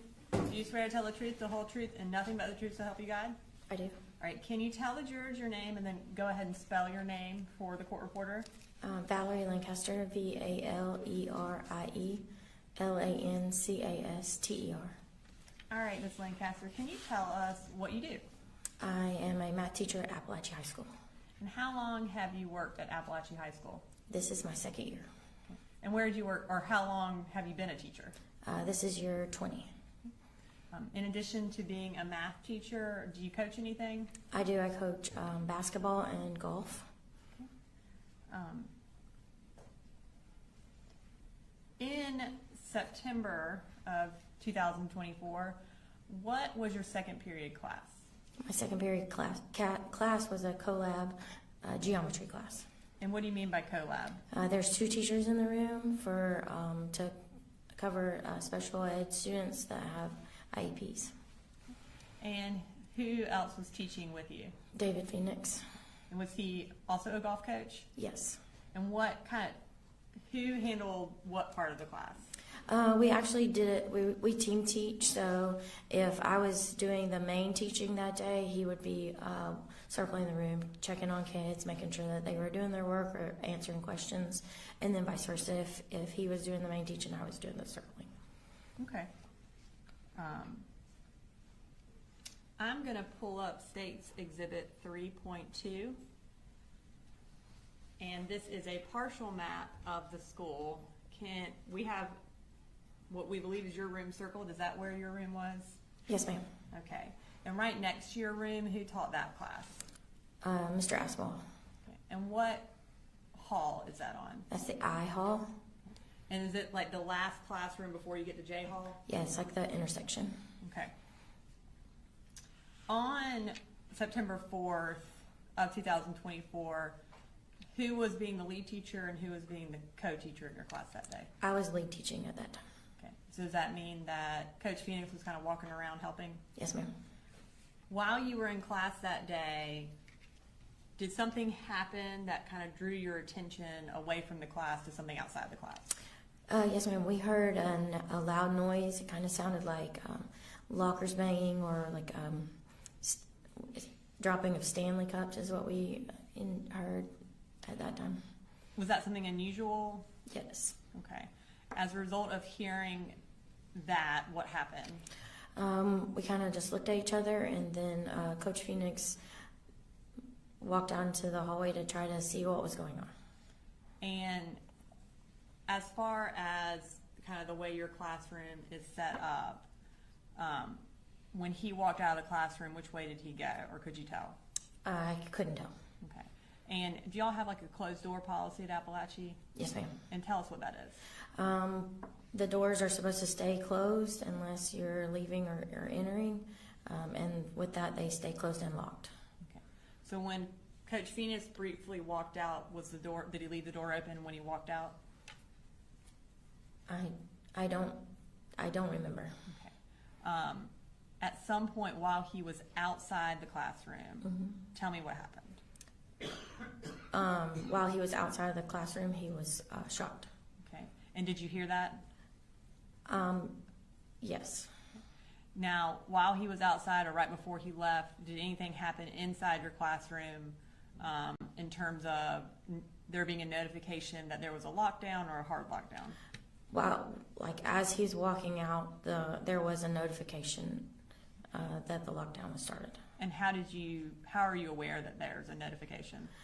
The screens went to like a lockdown screen. Okay. And so after he was shot, what happened? He came back into the room and leaned on the wall, and I was helping the children get against the wall and into their areas, and I looked over and said, "Are you okay?" And then he said no, that he had been shot, and so then Go on.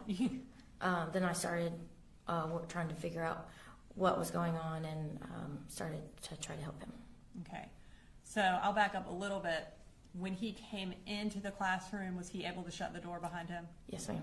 Okay. As far as when there is a hard lockdown, what kind of protocol do y'all learn to do in that situation? Get away from the doors and be quiet and close everything down as much as possible.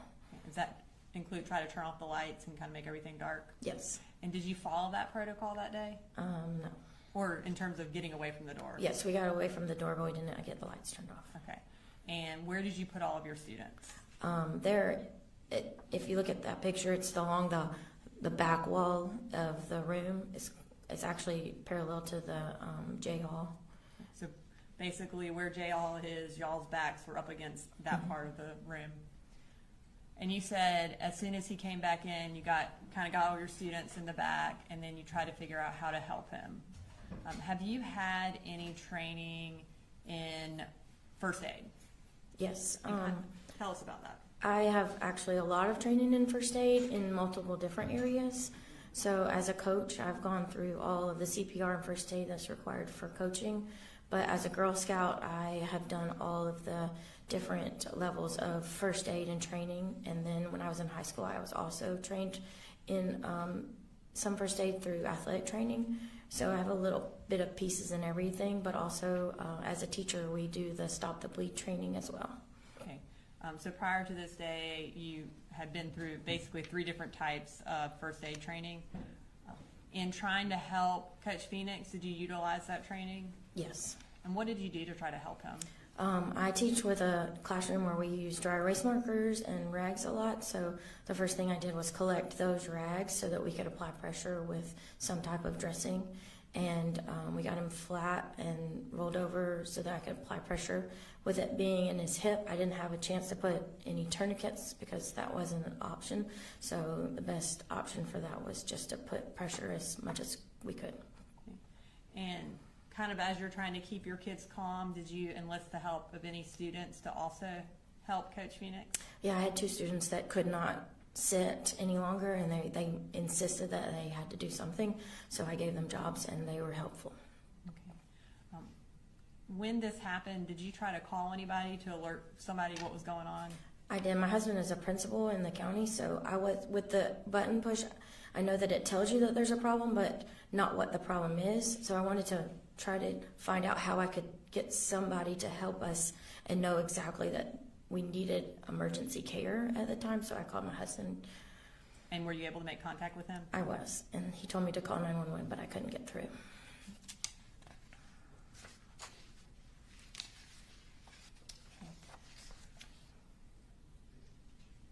And I know you may not remember this, but about how long did it take before law enforcement was able to get there to help with Coach Phoenix? It felt like forever, but I don't know exactly how long. Once they got there, did they take him away? Yes. Okay, and did y'all eventually get to be evacuated from the school as well? Yes. And where did y'all go? Originally, they moved us across the hall into the one that says Aikens, and we were housed there for a little while, and then we were moved down J Hall out to the football field. When you got out to the football field, is that where everybody was going? Yes, ma'am. Okay. And how long were y'all out there? A long time. And what were y'all doing out there? Just checking on the kids and corralling them until everybody could figure out how to properly get them to the right place with their family members. And were, I guess, family members and parents eventually allowed on the football field to take everybody home? Yes, ma'am. Okay. Does your room have a recording system, a video recording system? Yes, ma'am. And have you had an opportunity to review the recording from September 4th of 2024? Yes, ma'am. And does it kind of accurately portray what happened that day in terms of Coach Phoenix leaving and coming back and what y'all did with the students? Yes, ma'am. Your Honor, State Exhibit 23 has already been introduced in the evidence through Matt Thompson. At this time, we would like to publish a clip, which is from 2 minutes to 3 minutes and 40 seconds of that video that's been introduced. No issues. And if you could pause it before you play it, just so. Okay, before we play it, we're gonna treat this like a clock. Does that make sense? If you could tell us on the clock where the door is. 4 or 5. 4 or 5 o'clock, and then where are you and where is Coach Phoenix? I am 12, 1 o'clock. Okay. Coach Phoenix is like 9 o'clock. Okay. All right. At this time, we'll go ahead and play the video.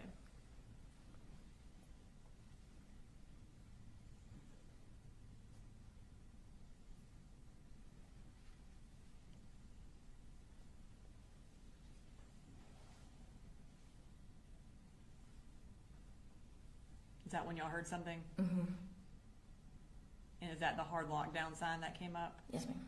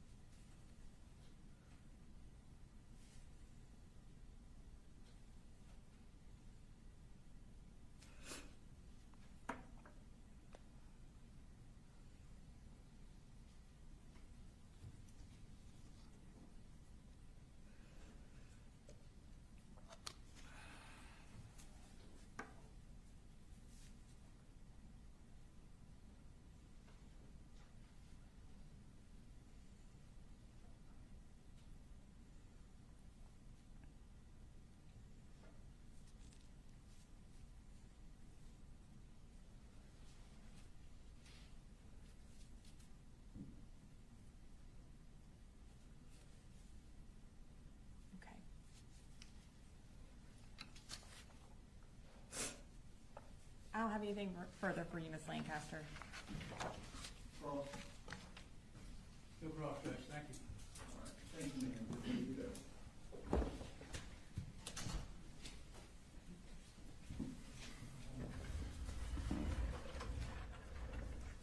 State calls answers. The state calls David Phoenix.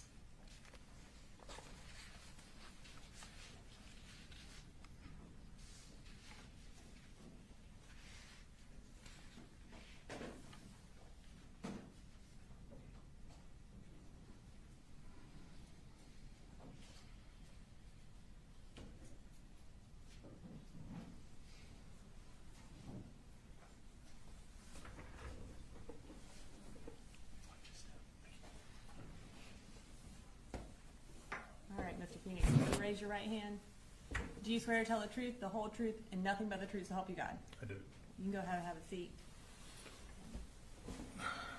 Can you go ahead and tell everybody your name and then spell your last name for the court reporter? Sure. My name is David Phoenix. You spell my last name Phenix. And I was employed with Barrow County Schools for the, specifically Apalachee schools. I just retired, so I was in 2024. Okay, so did you retire, was your last time at May of 2025? Was that your last school year? Yes. Okay. Well, congratulations on retirement. Thank you. How long were you a teacher for? Approximately 25 years. And how long were you at Apalachee? 2 years. You, while you were at Apalachee, what subject did you teach? I was special education. And essentially what that means is that usually I have my caseload of students that are specifically mine, and I follow them from freshman to senior year. And but in the normal classroom, I am there to provide support for the general education teacher.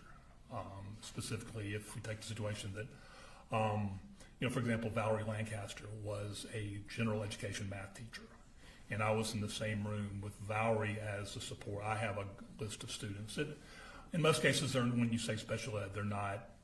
There's a variety of degrees of special education, and most of the students that I dealt with it could be anything from mild autism to attention deficit type issues, and that was and we would provide accommodations for those students, and 9 times out of 10 it usually meant, extra time for a test, or testing a smaller group or whatever, just stuff to address the deficiencies that they may have, so they can be on par with the general education students. Okay. And so in Miss Lancaster's class, were there kids that were on your caseload, but also kids that were not on the special ed caseload? I don't think so. I think most of mine were. That class was a 10th grade class, and I think I don't think there were any of them that crossed over on that specific class. Okay. So you were a special ed teacher. Did you do anything else at school? I was the head golf coach. Okay. And did Miss Lancaster also coach with you? She's doing it this year. She's doing it this year. She did not do it back then. Okay. So on September 4th of 2024, what was your second period class? The second period class was geometry. Okay. And that was with Miss Lancaster? Yes, ma'am. Okay. We're going to pull up State's Exhibit 3.2. And it has your class circled on there. On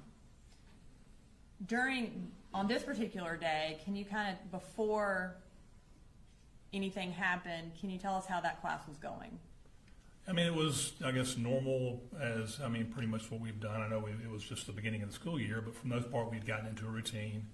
And I think at the time, the class started as normal, and then I think we were handing out worksheets or quizzes or something like that at the time, and just conducting, geometry as usual. Okay. And are you generally walking around the class trying to help your students? In most cases, yes.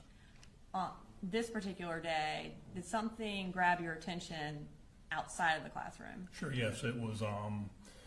It was probably, I guess, 30 minutes into the class, and we heard something that I guess both Valerie and I were up and around, and we heard something. I thought it was,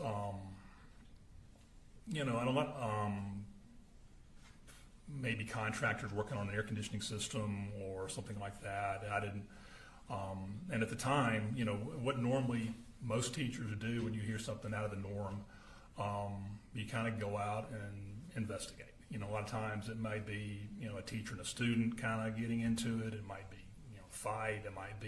Could be a variety of things. But normally you just kind of support the teachers on your left and your right, and you go out and just kind of make sure everything's okay and see if they need any help. And so on this particular day, when you heard that, is that what you did? Yes, ma'am. Okay. And when you left your classroom, do you remember if you went to the left towards J Hall or to the right? Looking at the diagram, I think we would have gone to the left. Did anyone else come out of their classroom with you? Yeah, when I stepped out, pretty much was face to face with Ricky Asenwall. Did y'all have time to speak or anything? We may have exchanged a hey or kind of that what's going on look type thing. And what happened as y'all both left your classrooms? We probably walked about in no more than 3 to 5 feet, and then looked up, and I think you can kind of see in the diagram where there's a hallway going that kind of dead ends, that our hallway kind of dead into that back hallway, which is J Hall. And we probably walked about 3 or 4 feet, and then we, at the time we saw a young man with a rifle. Did you see him before he started shooting? I did very briefly. I saw him basically in the pose with the rifle, and the minute I saw that, I think both Ricky and I both scattered. Okay. And were you shot? Yes, ma'am. Did you see Coach Asimov? Was he shot? I honestly, at the time it happened, I saw a young man with a rifle, and we kind of dispersed, and I was on Ricky's left, and Ricky was more in the center of the hall, and I was more off to his left. So And I, at the time, I picked up the fact that he did have a rifle, and then I kind of dove back in more toward trying to get back into our classroom. And were you able to get back into your classroom? Yes, ma'am. Where did you go when you got back inside?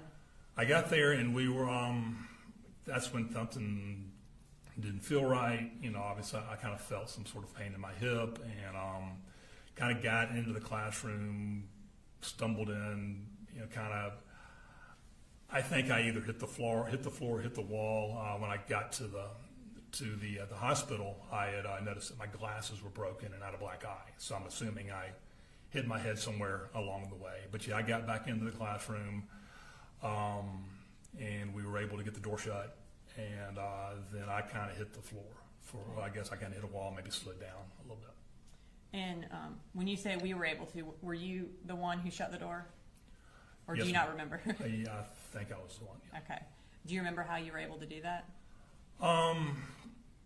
Just getting there. I mean, I guess I kind of crawled over and did it. I mean, I noticed that I'd kind of lost some movement in my hip or my leg really, and I was able to kind of get across the room and get the door shut. And after you got the door shut, what did you do? Pretty much kind of fell down flat on my stomach. And were you in pain at that point? I've never been shot before, so it's kind of hard to tell. But yeah, there was some pain there. Okay. And were you? I know you said you had lost some movement in your hip. Were you having difficulty? Like, were you able to get up? I No. guess. Okay. What happened while you were lying there? Essentially, obviously the alarms have gone off, and I think the kids, from what I could tell, I was kind of facing away from them. I believe they had all congregated in the back of the classroom or somewhere where they're out of my line of sight. And Valerie was able to take some dry erase rags. The rags we don't have, there's no longer chalkboards anymore. It's all dry erase stuff. So they had some dry erase rags, and they stuck it in my hip and tried to suppress the bleeding. And Miss Lancaster was the one that basically did the majority of that. I think 2 students did jump in. We were trying to, both Valerie and I did have cell phones, and I think Valerie was trying to call her husband and she was trying to call my wife. So we were kind of in that process of trying to communicate with them as well. Was she able to use that to stop the bleeding some? From what I could tell, yeah. Okay. And do you remember how long you were there until law enforcement or EMS got there? That's a good question. I'm thinking 10, 15 minutes maybe. Just a thought. I mean, I think I was kind of hazy and kind of foggy, but I think that's about what time. And when they arrived, did they take you out of your room into an ambulance? Yes, ma'am. Where did you go? Went to Piedmont, Athens. Okay. And where were you shot? I was shot in the hip and in the foot, of all things. And I don't know how that really happened. It might have been a ricochet, but it did. Kind of both of them kind of went through the one on my foot kind of went right above my arch and kind of out right below my ankle. So it somehow didn't really didn't hit the Achilles, didn't hit anything, I guess, really of huge value. And with my hip, it kind of came in through the right here, kind of right below my stomach, and out kind of it pretty much tore up. I guess if you know anything about hips or anything, there's the iliac bone. The way the bone is set up is the iliac crest. It's kind of that kind of round bone that's on top of the ball and socket, and it shattered that, and they had to go back the next morning and rebuild my hip, and so those were really the 2 places that I got hit. And so you had to have surgery on your hip. Were you able to escape without surgery on your foot? Yes. Yeah, I was in a boot for a few weeks. How long was the recovery for your hip? I mean, it could be argued that it's still going on. I mean, it's still. I think we've obviously went through physical therapy and a variety of things, and I think we're kind of at the point now where it kind of is what it is. And if I had to assign a number to it, I'd say I'm probably 85%. But I would think the majority of the healing probably took. Well, I was back at work in a limited capacity in December. Okay. And so that was your first day back at work was sometime in December? Yes, ma'am. And were you able to do your last year of coaching golf? I was. Okay. I don't have anything further. Thank you, Coach Phoenix. Any questions? No question, Judge. Thank you. All right, thank you, sir. Thanks. Pretty good.